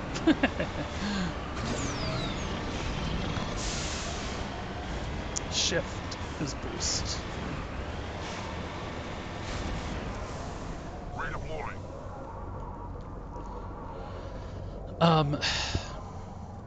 Yeah, they never really give anything to Joker to like help him out either. Like you'd think they would have the ability, especially in the second one where they have like bots and everything. You think they would have some sort of exosuit or something that he could be wearing.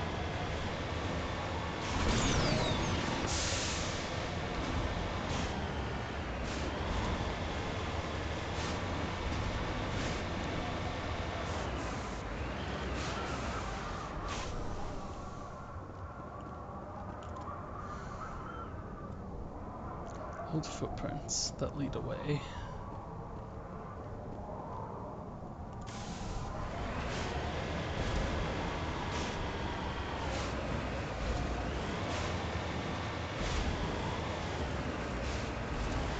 Old footprints.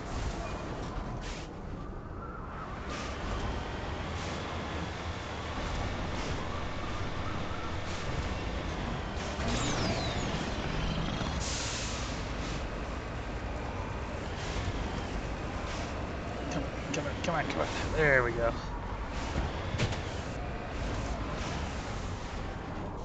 Don't worry. I'm just running over his dead body.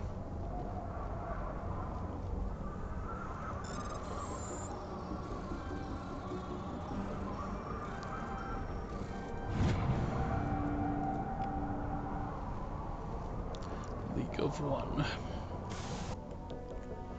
Okay, and that's everything on this planet.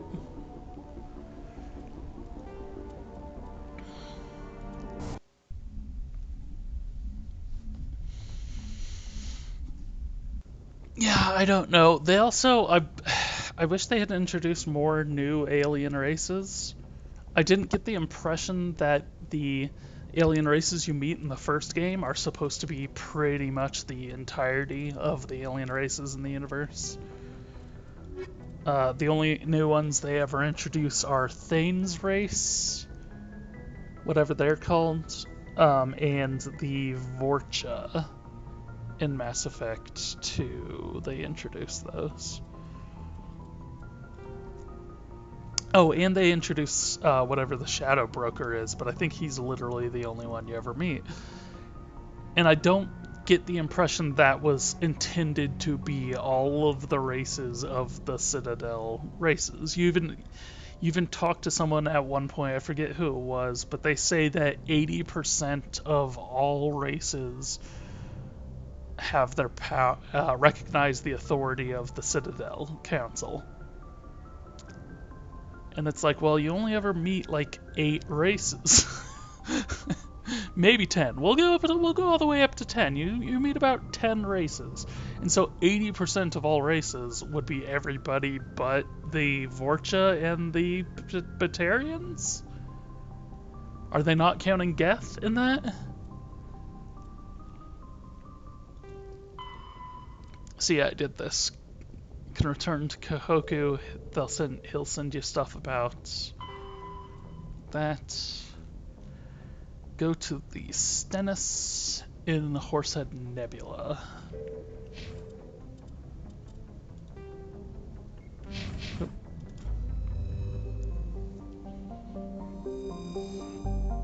And there's just a lot of things that it's like, it's obvious this wasn't what you intended. The collectors were never meant to be such a huge thing.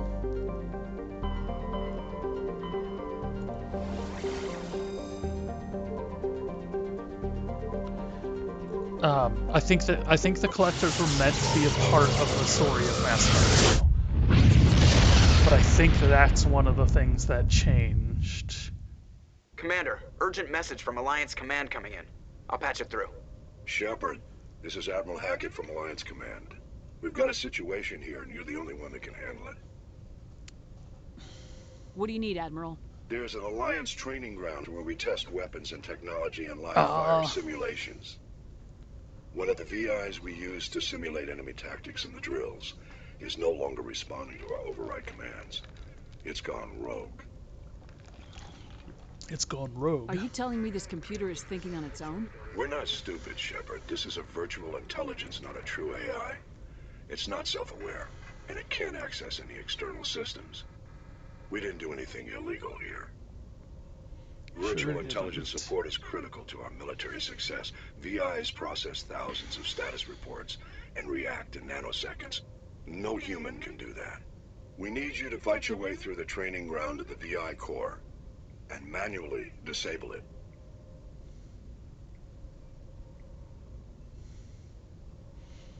Can't you disable it remotely? Our fail-safes aren't responding. The VI operates on a closed network. It can affect any external systems, but we don't have any direct access to its processes. We could bomb it from orbit, but the damage to the facility would be catastrophic. We'd prefer to have someone shut down the core. Someone like you. I know Spectres answer the Council, but you're still human. You're still part of the Alliance military, and right now we need you. The VI controls all the facility's weapons, drones, and automated defenses. You're the only one that can pull this off, Shepard. Good luck. But we'd prefer to risk your life rather than damage any of our property.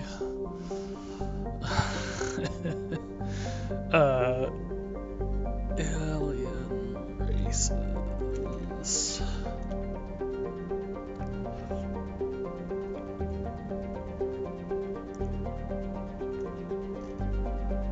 I want to look up aliens. The council races. There's the 3 council races, and then there's the non-council races, which are Batarians, Collectors. So that's 5. The Drell, which is Thanes, Elcor, Geth, Hanar, Keepers. So that's 10. Krogan. This says Praetorians. The Praetorians were not... They were weapons the Collectors were using. So Krogans, Quarians...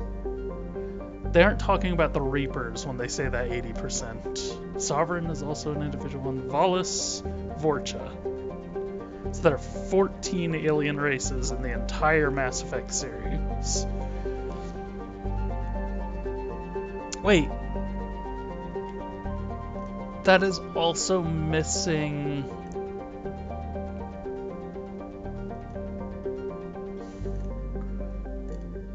So there are 14 that he's talking about.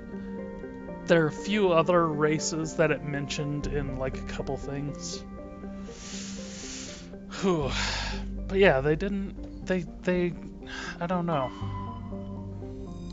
I thought they would have come up with some extra alien races for the sequels.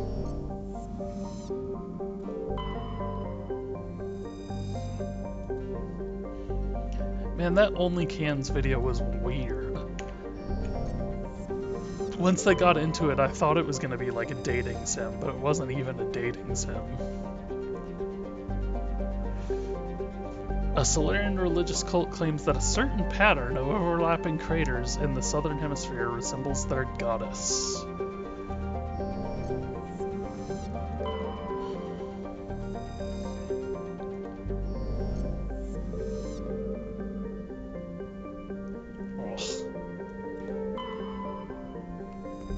Zawin.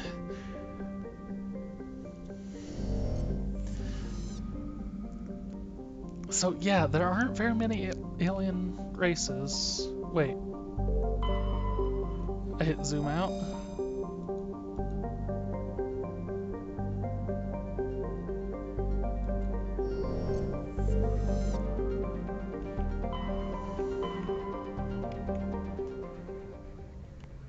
Why is it not letting me land on Zawin? The Stranus Systems, Horsehead Nebula. Oh.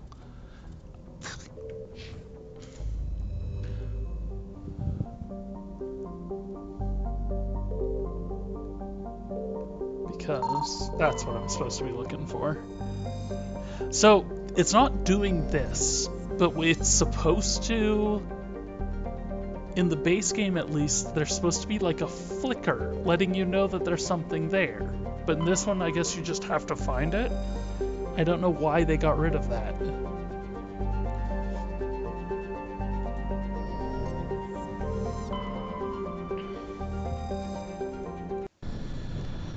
So stupid.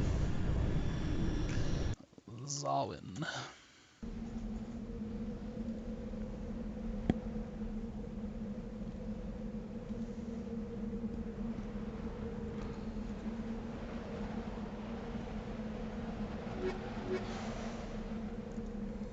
Okay, I think once I'm done with this one, I'm gonna go turn stuff in the Citadel. It's very weird because the original release of this, in order to get the achievement, I don't know why I'm even pretending I care about achievements in Mass Effect. It's on Origin of all things.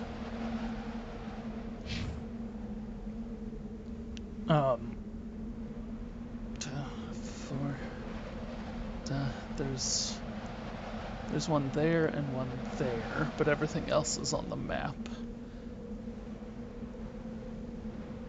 3.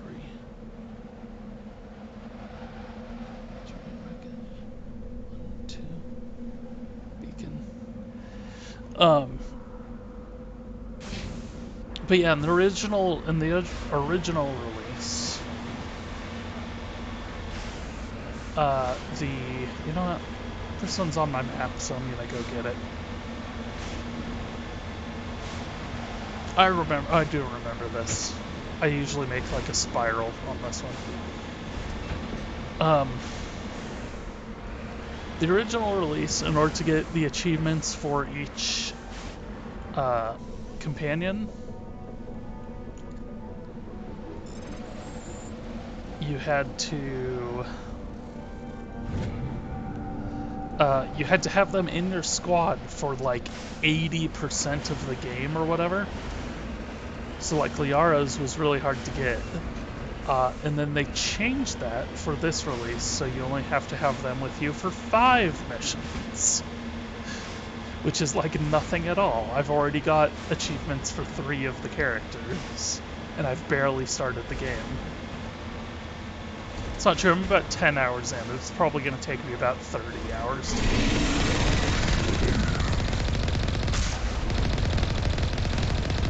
maybe a little less.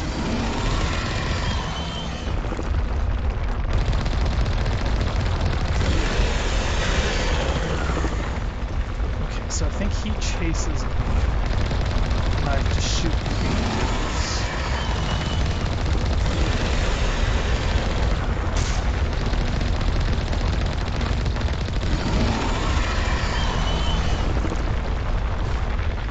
Does that make him stop chasing me?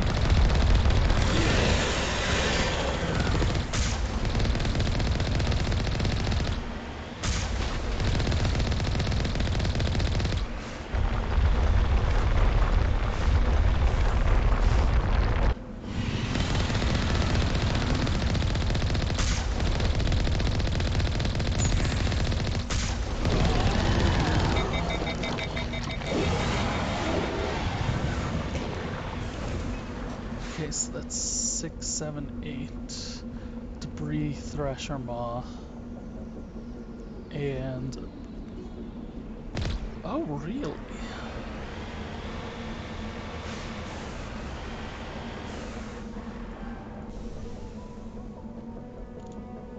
I'm gonna have to check something here.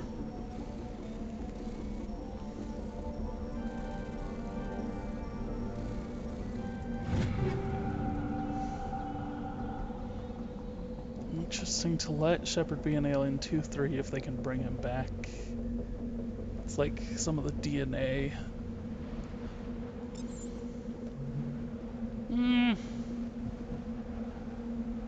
I don't know. I'm pretty content with just playing as a human. I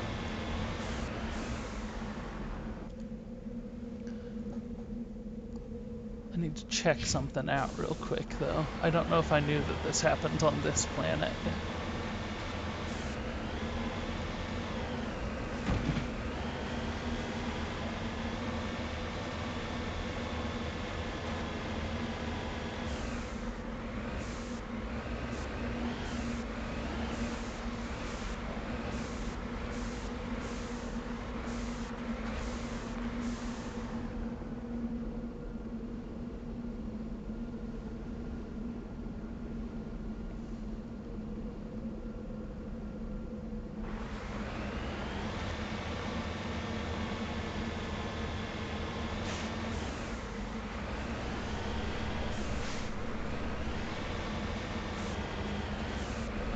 So I'm listening for something.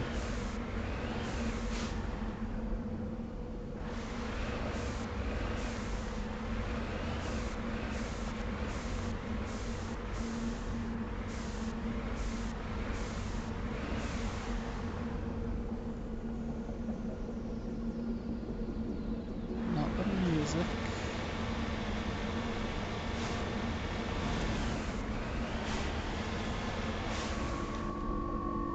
There it is.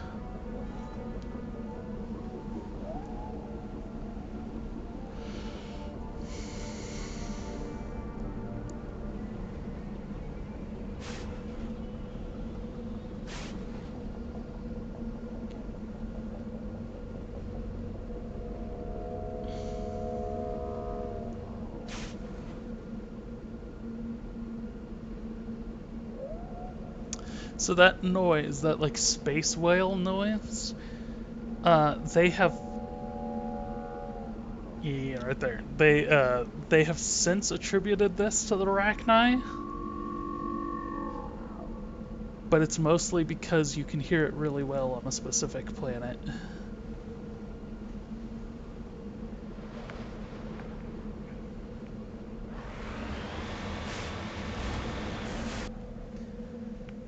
That has a lot to do with the Arachni.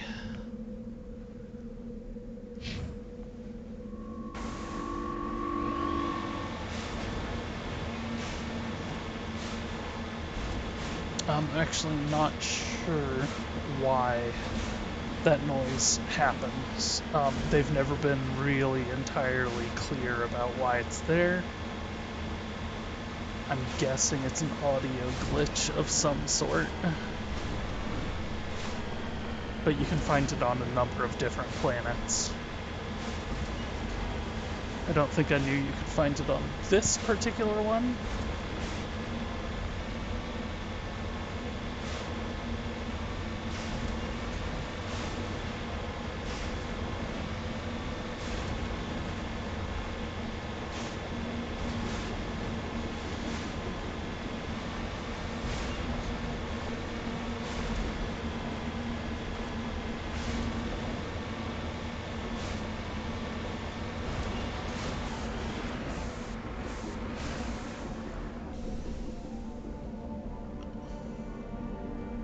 Well, so it's probably originally supposed to be something specific, and then it got cut from the release, is my guess.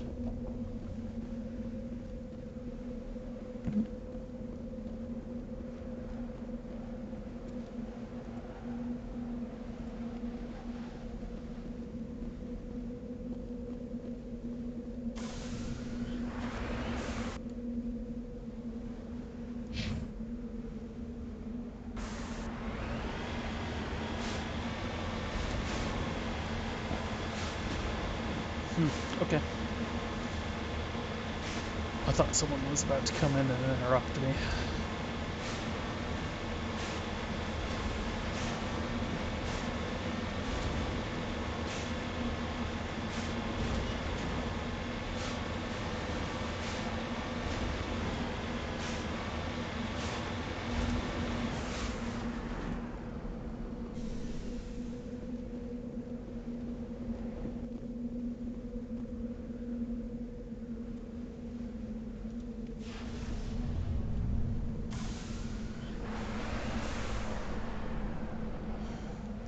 And that's all that's here, but it actually does mark off mineral deposits.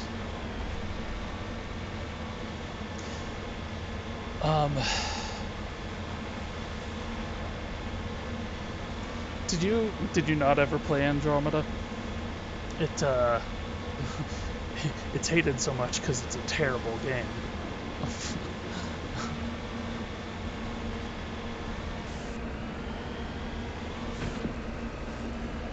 I know people like to comment on like the facial animations and everything, but those were the least of the problems that game had. The dialogue, the actual writing of the dialogue was terrible. The voice acting was terrible. The story in general was terrible.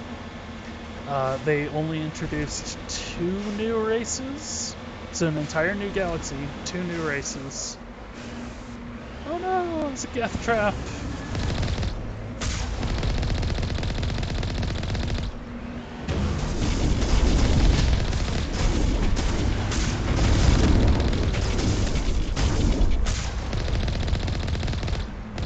I thought I could.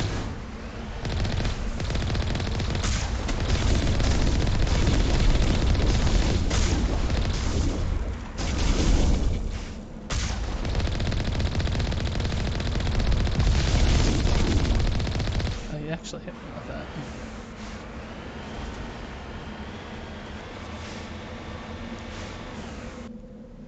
So that was Geth Trap.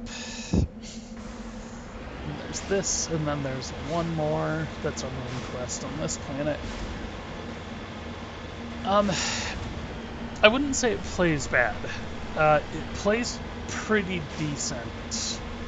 But they also added in like a weird like hover. You can hover and shoot people, which is a weird choice because they also made it more of like a cover-based shooter. So the fact that you can hover just kind of makes you a huge target. So me and some of my friends used to play the Mass Effect 3 multiplayer a lot.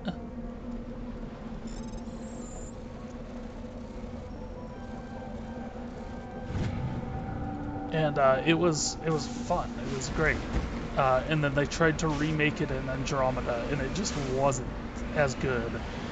And part of it's they tried to make it more vertical so you could actually use that hover shoot, but the hover shoot was not good.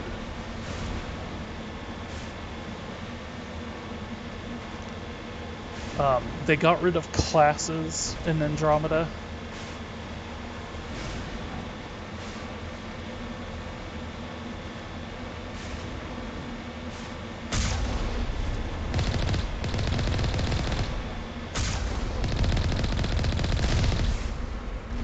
So you could like mix and match your powers, which seems good at all in theory, but like in general, like a lot of games have classes for a reason. So trying to like awkwardly take them out is just a bizarre choice. Like, would you play Dungeons and Dragons if you could take whatever powers you want from any class?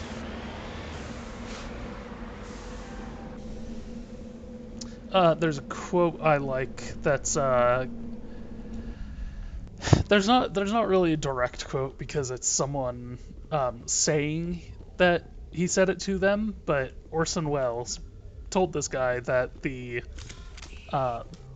absence of limitations is the enemy of art.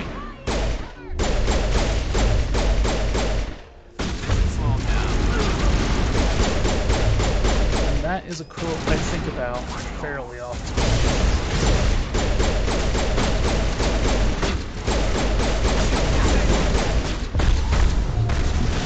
Okay, there was a Krogan right there. And that is why we quick-saved. Oh yeah, can you do that in the 4th edition? I don't play Dungeons and Dragons either, so this is all news to me.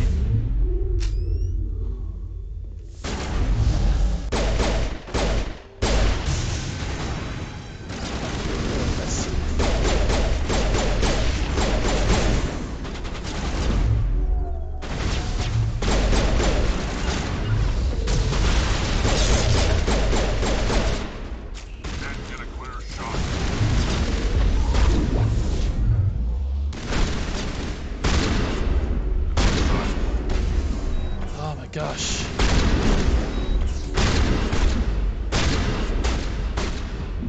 Damn AI. And this is truly terrible.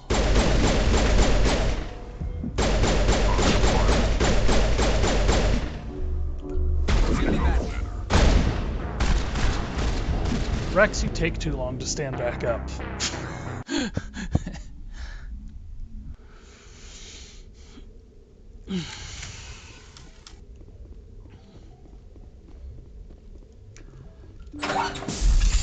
But it's also, like, it gives you these, like, open world, like, areas that there's really no need for.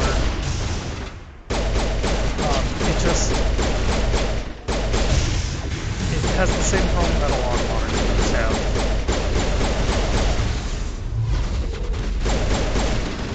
Where it's trying to be a much longer game than it needs to be.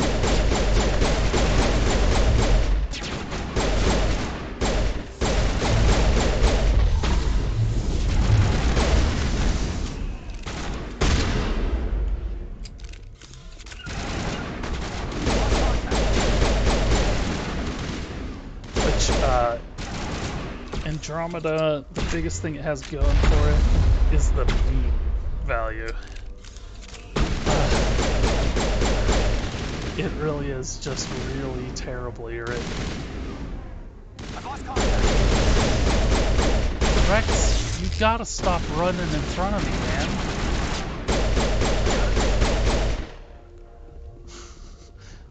I can deal with all the rest of it, but when my own allies are blocking my shots.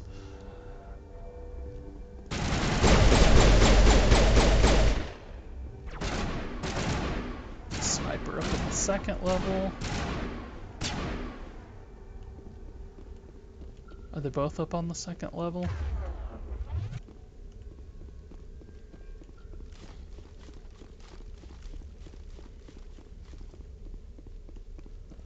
Well, they're still doing it. Every game wants to be open worlds.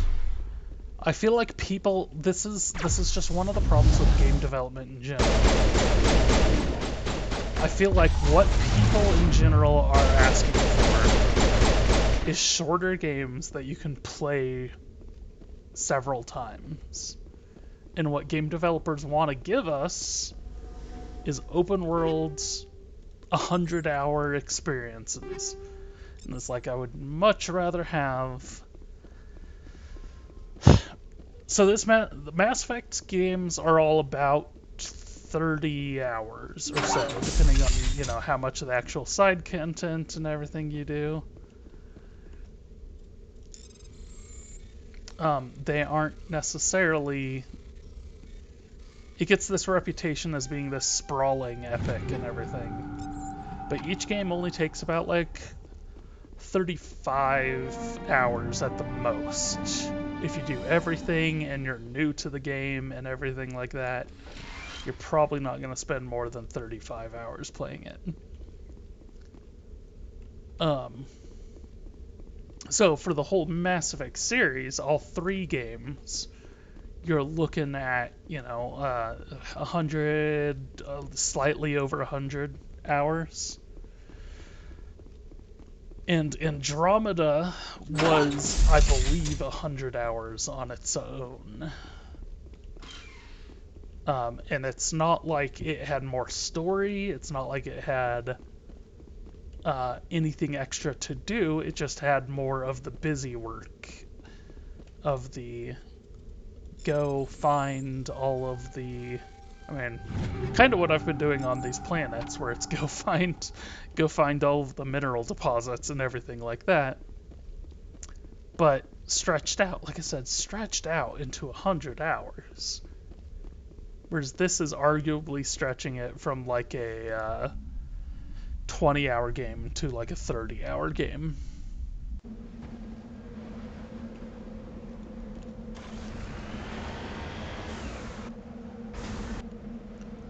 Get everything.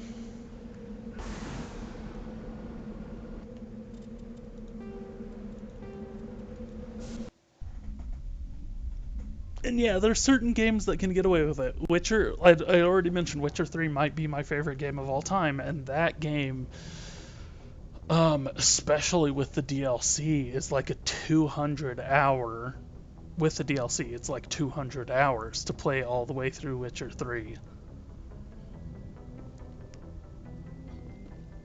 If you're doing everything as well.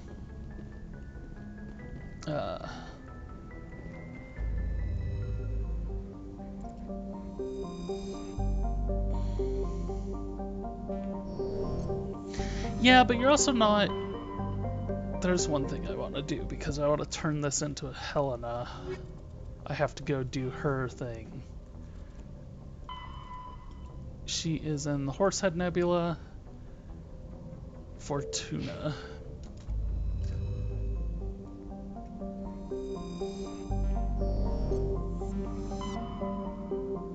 Horsehead Nebula, Fortuna.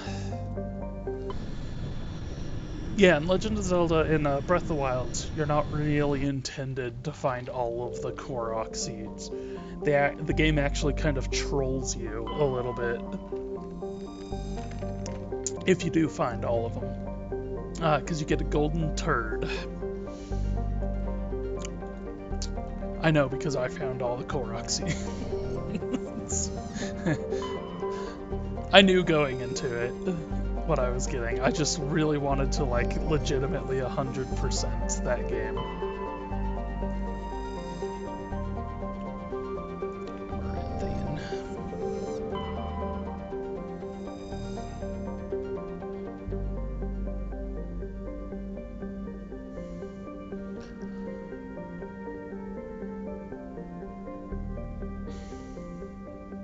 So this one says that scans thought it was all ice, but now it might have a pure aluminum core.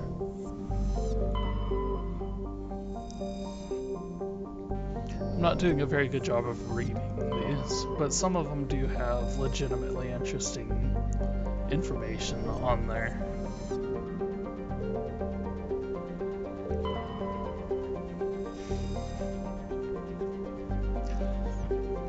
See, and that's another one I just don't really...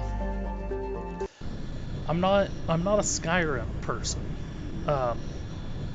I've tried multiple times. I actually... The last time I went through, I got to a certain point and I was like, I'm gonna mainline the main story. I'd already been playing it for a while at that point, so it's not like I went into the game going, oh, I'm gonna do this. But, Amaranthine.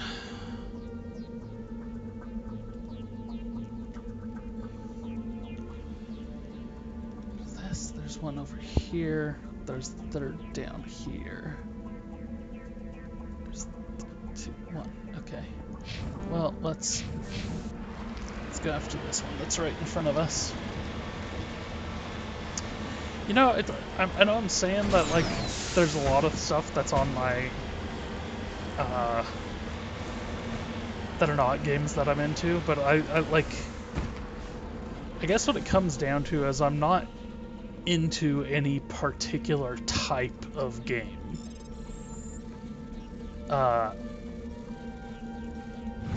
Like, if you were to ask me, like, what my favorite games of all time are, probably Mass Effect 1, in no particular order, I'm gonna give these out. So Mass Effect 1, Witcher 3, Rocket League, Left 4 Dead,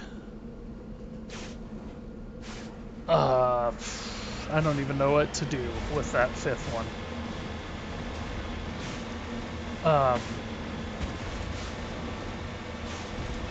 Phew. Yeah, I got my second vaccine shot yesterday, and today I'm kinda, like, I'm not feeling bad, I'm just wiped out.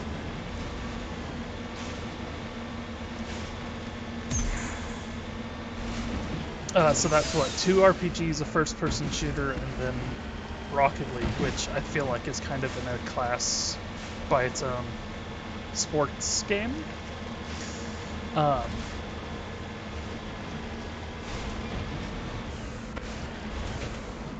I'd have to look at what I've played the most. My favorite game series is Legend of Zelda.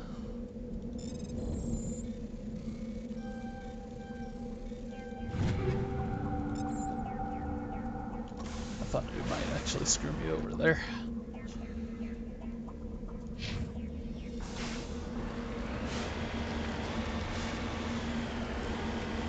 Twilight Princess is my favorite Zelda game, though, not Breath of the Wild, not Ocarina of Time.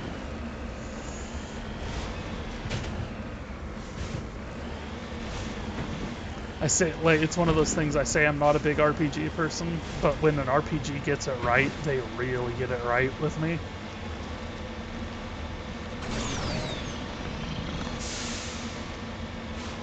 I played through all the Dark Souls. I'd really like Bloodborne. I don't know if I'd put that in my top 5.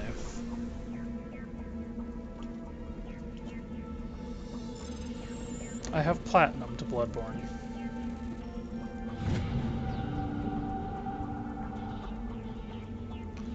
You prefer 2D Legend of Zelda? See, I don't hate the 2D games, but I definitely don't think I'd say I prefer them.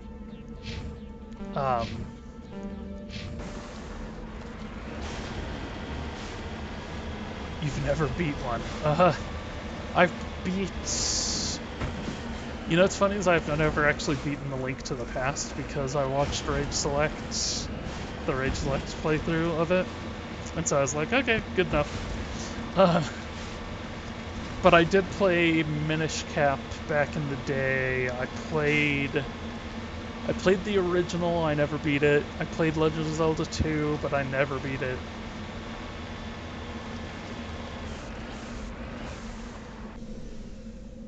I played and beat Four Swords Adventures, which was the GameCube 2D one that you could theoretically bring 4 people in. Hello again, Commander Shepard. I owe you a debt of gratitude. With my former partners dead, this syndicate is now mine. I could not have done it without you. My pleasure. And then I can go... So I can turn on her now. Or I can leave her be. I'm kind of going Paragon, but I'm not necessarily going full Paragon. So I kind of Those want to... men deserve to die. Now, are we gonna have a problem? Not if I can help it, Commander. I hope you can see that I am by far a lesser evil than those men. Under my leadership, this organization will restrict itself to gambling and smuggling illegal technologies. There will be no drugs and no slave taking for the Batarians. Those days are over. I don't have enough Paragon to tell her to walk away. In that case, you're free to go. But if I find you in any slavery operations, I will not hesitate to cut you out. You won't.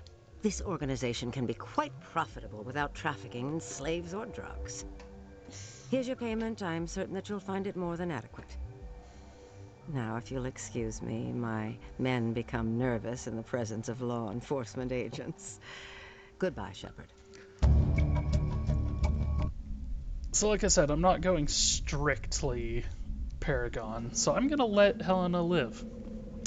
She's a criminal mastermind, but she just had those other missions I was on were killing her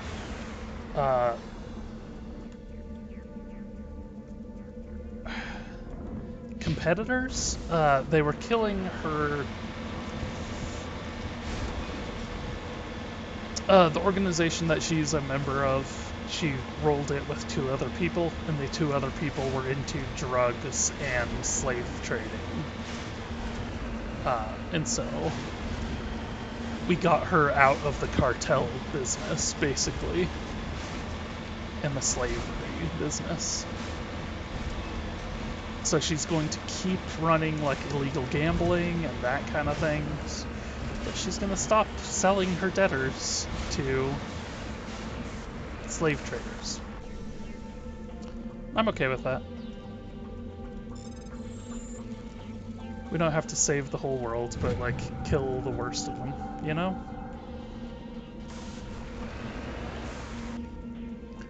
There's that, and then up here.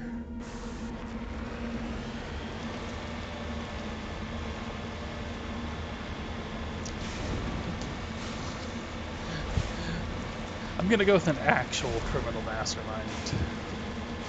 She's not like Dutch. She doesn't have a plan. See, this looks like a gigantic Thresher Maw pit. This feels very much like there should be Thresher Maws here.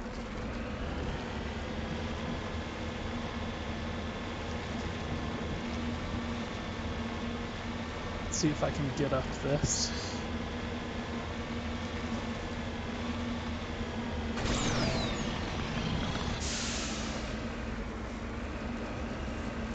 See, they changed the Mako enough you can't climb as well as you used to be able to.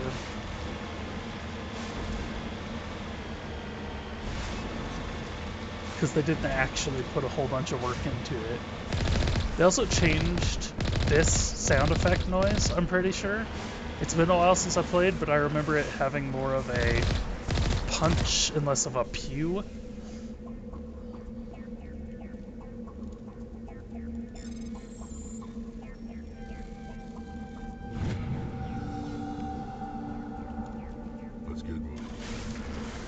trying to get moving. Okay, so that's everything. But yeah, she's actually like a leader of a gang. Well, I guess Dutch was too, but man, I wonder if we're ever going to see an end to that. You'd think that with Texas opening up again, Jeff and Jason would have already sat down to do it, because they weren't that far from the ending, from my understanding. Red Dead Redemption 2 is another one I could never really get into.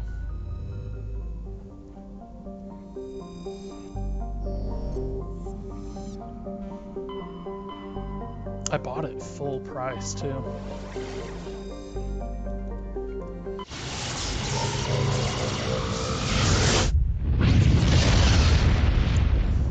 People are doing stuff.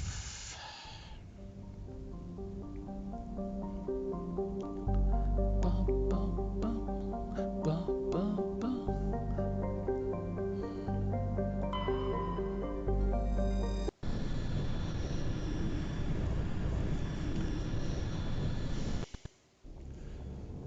Oh no, I forgot about that. That's terrible.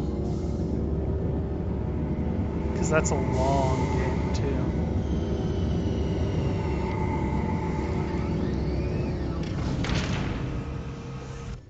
Yeah, and it's not like he was a little ways into the game. Like I said, he was almost finished.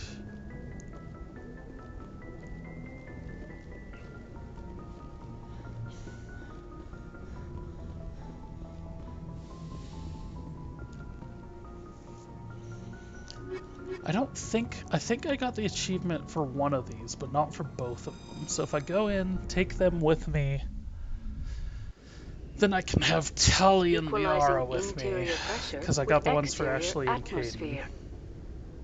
Logged. The commanding officer is ashore. I can have the two of them with me until I finish those. But I also want to keep an eye on... Like, I want to make sure I have, like... Reporter Kalisa Al-Jalani recently attempted to land an interview with Commander Shepard, the first human Spectre. When pressed on the issues, however, Commander Shepard reportedly lost control and assaulted the reporter. We'll have exclusive footage later today. She deserved it. Actually, I feel like in the conversation we had, she didn't deserve it, but I know she deserves it based on everything I know about the game series.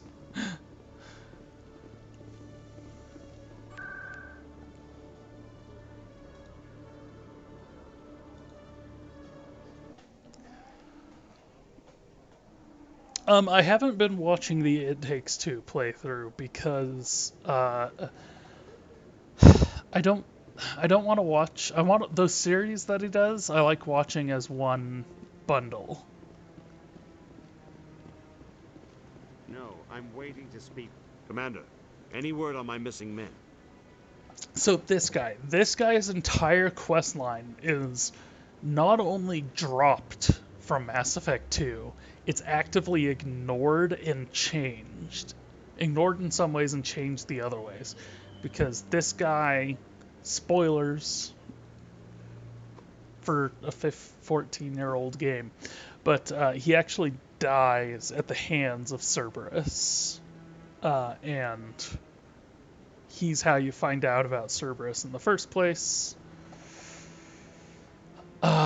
And so all the Cerberus stuff got retconned, and the second game completely ignored that they killed an admiral of the Alliance fleet, and we're just like we're like, oh yeah, I feel like I've heard bad things about you, but you don't seem too bad. And there's even times in Mass Effect 2 where you're forced to like defend Cerberus when you confront Caden or Ashley, whoever gets to that point. I'm not sure how to tell you this, Admiral. Shepard actually goes, oh yeah, well at least I'm not sticking with the Council. Or some crap like that. That's not... My men wouldn't just stumble into a Thresher nest. Not the entire unit. Somebody lured them there with an Alliance distress beacon. Placed it perfectly so they'd land right beside the Thresher nest. Damn it. I had a bad feeling about this ever since my team disappeared. An Alliance beacon used as bait, my unit wiped out, and nobody seems to know anything about it. Commander, I appreciate what you did. Now I need to do my part. The families of those Marines deserve to know why they died. This whole Baines thing, too, you come to this guy for information on this, but this is another thread that got dropped.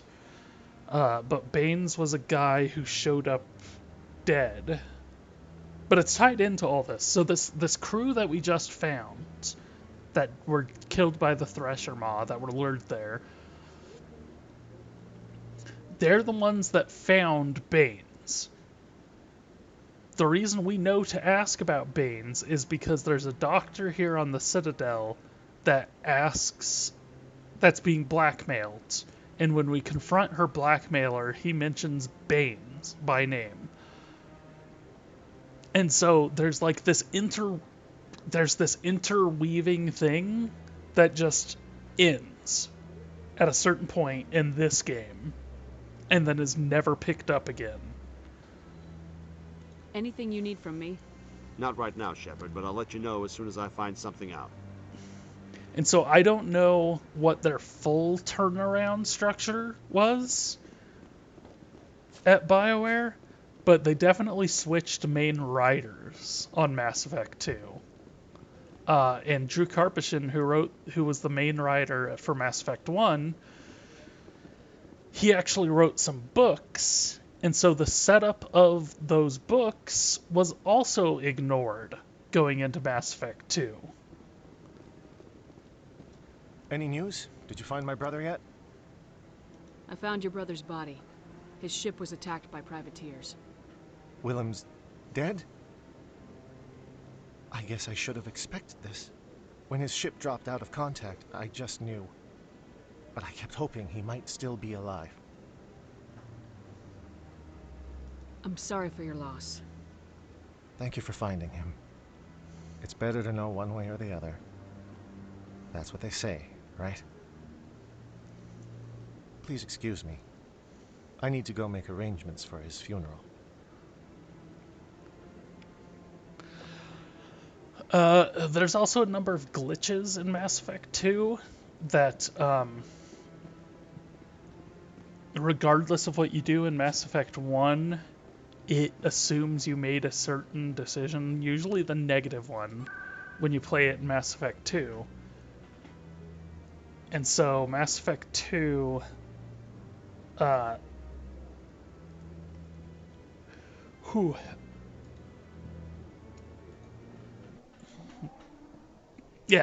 Effect 2 assumes that you made, like, the Renegade choice because of a bug, basically. And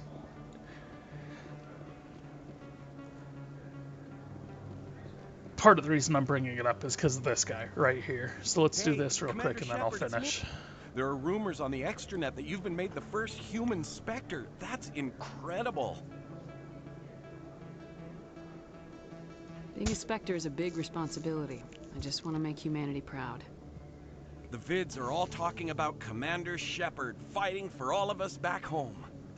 And your grace and skill have inspired a whole legion of admirers, too. Hey, can I get your picture? So the first time we ran across this guy, he wanted our signature, and now he wants our picture. I don't have a problem with it, but why? Are you kidding? Nobody will believe that I talked with the beautiful Commander Shepard unless I get a picture. Just hold up your gun. Perfect. When you want more like a selfie with yourself Thanks in it. again, Commander. I'm gonna hang this in my If you wanted living proof room. that you My met wife her. will love it. And then he's like, my wife will love it. It's like, what? You're married? Okay. So, again, another spoiler alert for a 14-year-old game. But eventually this guy, you have the option of pulling your gun on him and being like, this isn't a joke, this is, like, real. And he...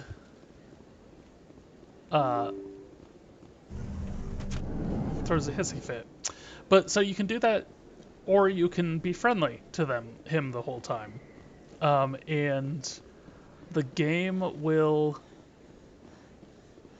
end it at that. And then in Mass Effect 2, he makes an appearance in Mass Effect 2 as well. And no matter what you chose in the first game, he acts like you pulled your gun on him. In entertainment news, Francis Kitt has announced And you could plans kind to of direct like, Hamlet with I don't have Elcor any cast hope that they fixed that, because in Mass Effect 3 then he apologizes for acting like you pulled a gun when you didn't. So, the dialogue in Mass Effect 3 has already been set so that you didn't do, so that, like, to account for that, essentially. Oh, I should have stopped by the medical clinic and see if I could do that.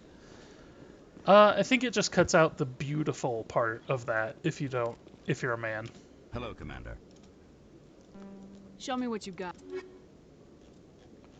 Unique items.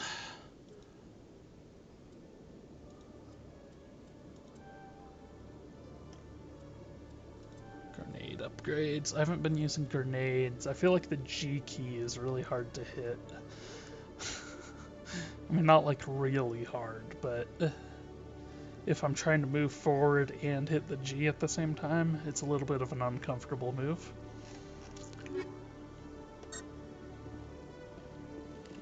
So I wonder...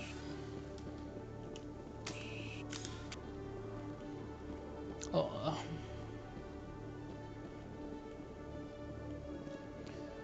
I don't think there's anything else to do.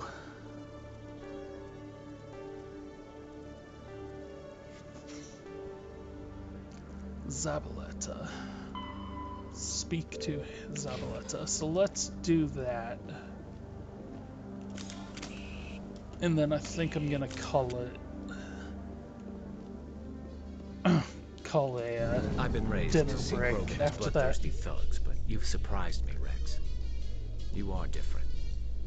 The Genophage is a lot easier to swallow when all Krogan are savage monsters, isn't it? Why don't you head back to the Normandy, kid? If you stay here in the real world, you might have to learn something. Grunt's really kind of an asshole to Garrus. Garrus is like trying to make peace. But Grunt, again, racism being an issue in this universe. Grunt's super racist against Garrus because the Turians, which is what Garrus is,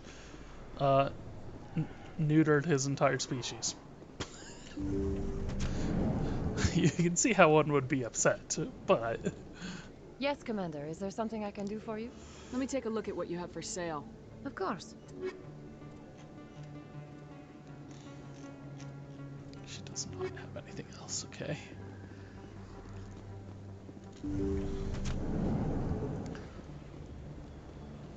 And then I'll have to look. Maybe I did get achievements for all of them.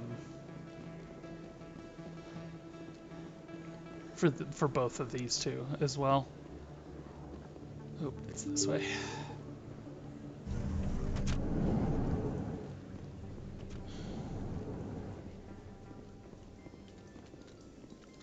So tell me, who'd win in a fight between you and Shepard? That question smacks of impertinence. Commander Shepard is a Spectre with a distinguished service record. So was Saren.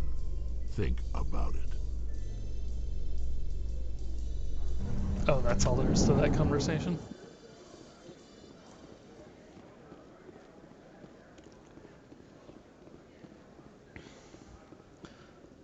Well, so they're gonna make a Mass Effect 4.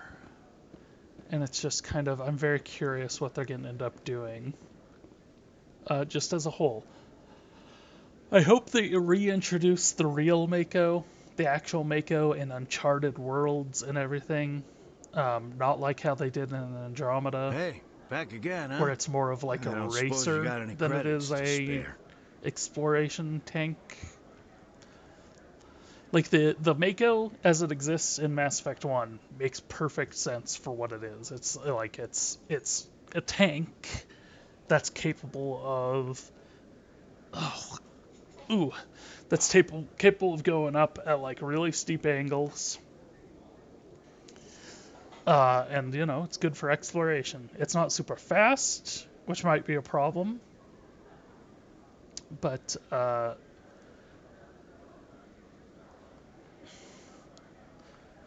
I think Andromeda is dead. I don't think they're ever revisiting the Andromeda stuff.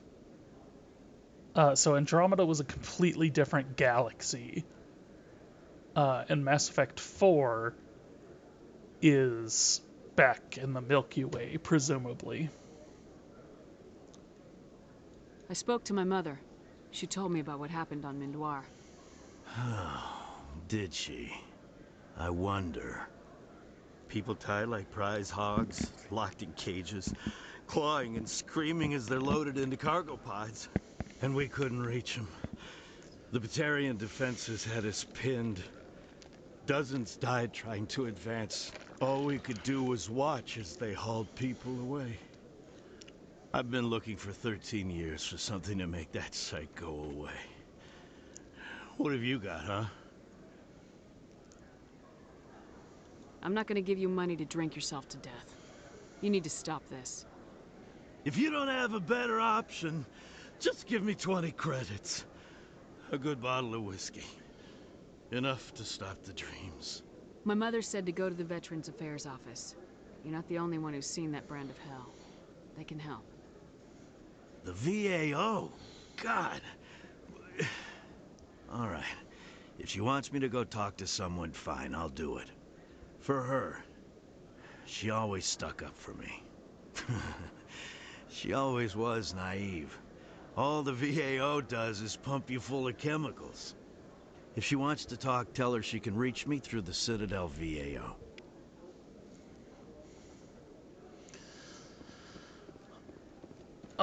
So the Celebrations are being planned for the anniversary of the end of the Rachni Wars. Many Council worlds, particularly Asari and Solarian colonies, will hold victory parades to commemorate the defeat of the invading Rachni.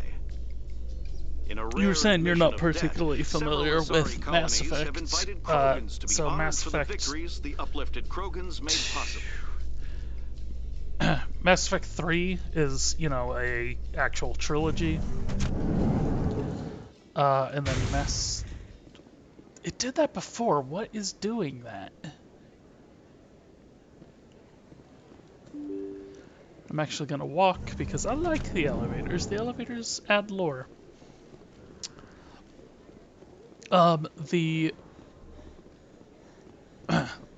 Yeah, so Mass Effect 1, 2, 3, you're fighting against the Reapers.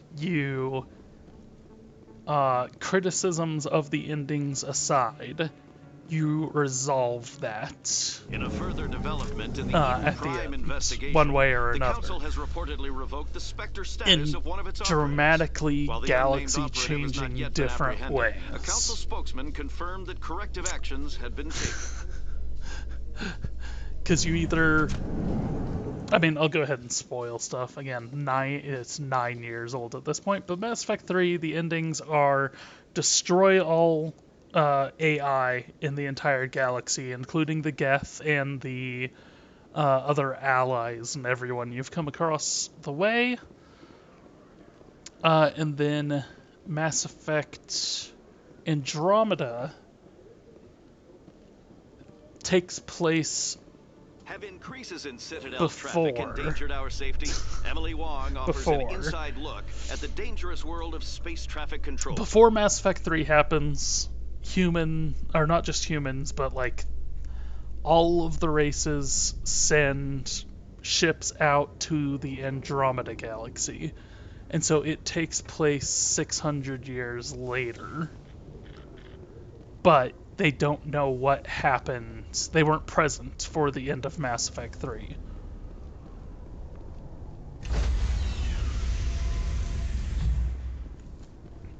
Stand by, shore party. Decontamination in progress.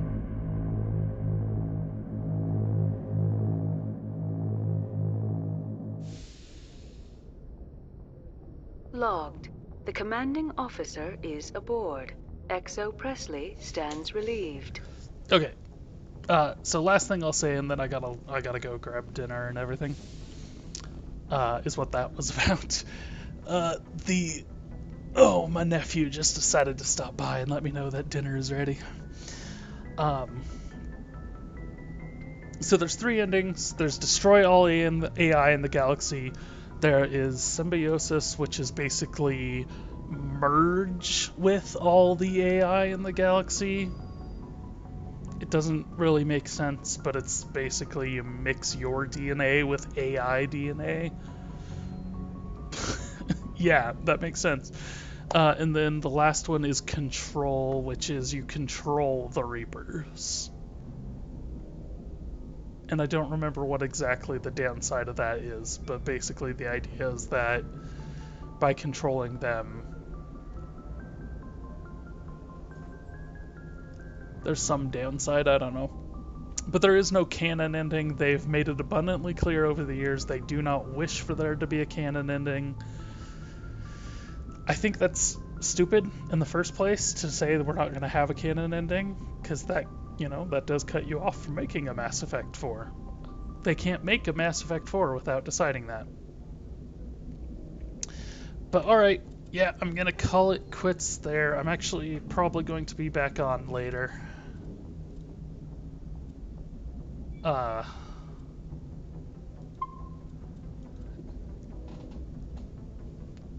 alright, yeah, thanks for joining, and I will catch you next time.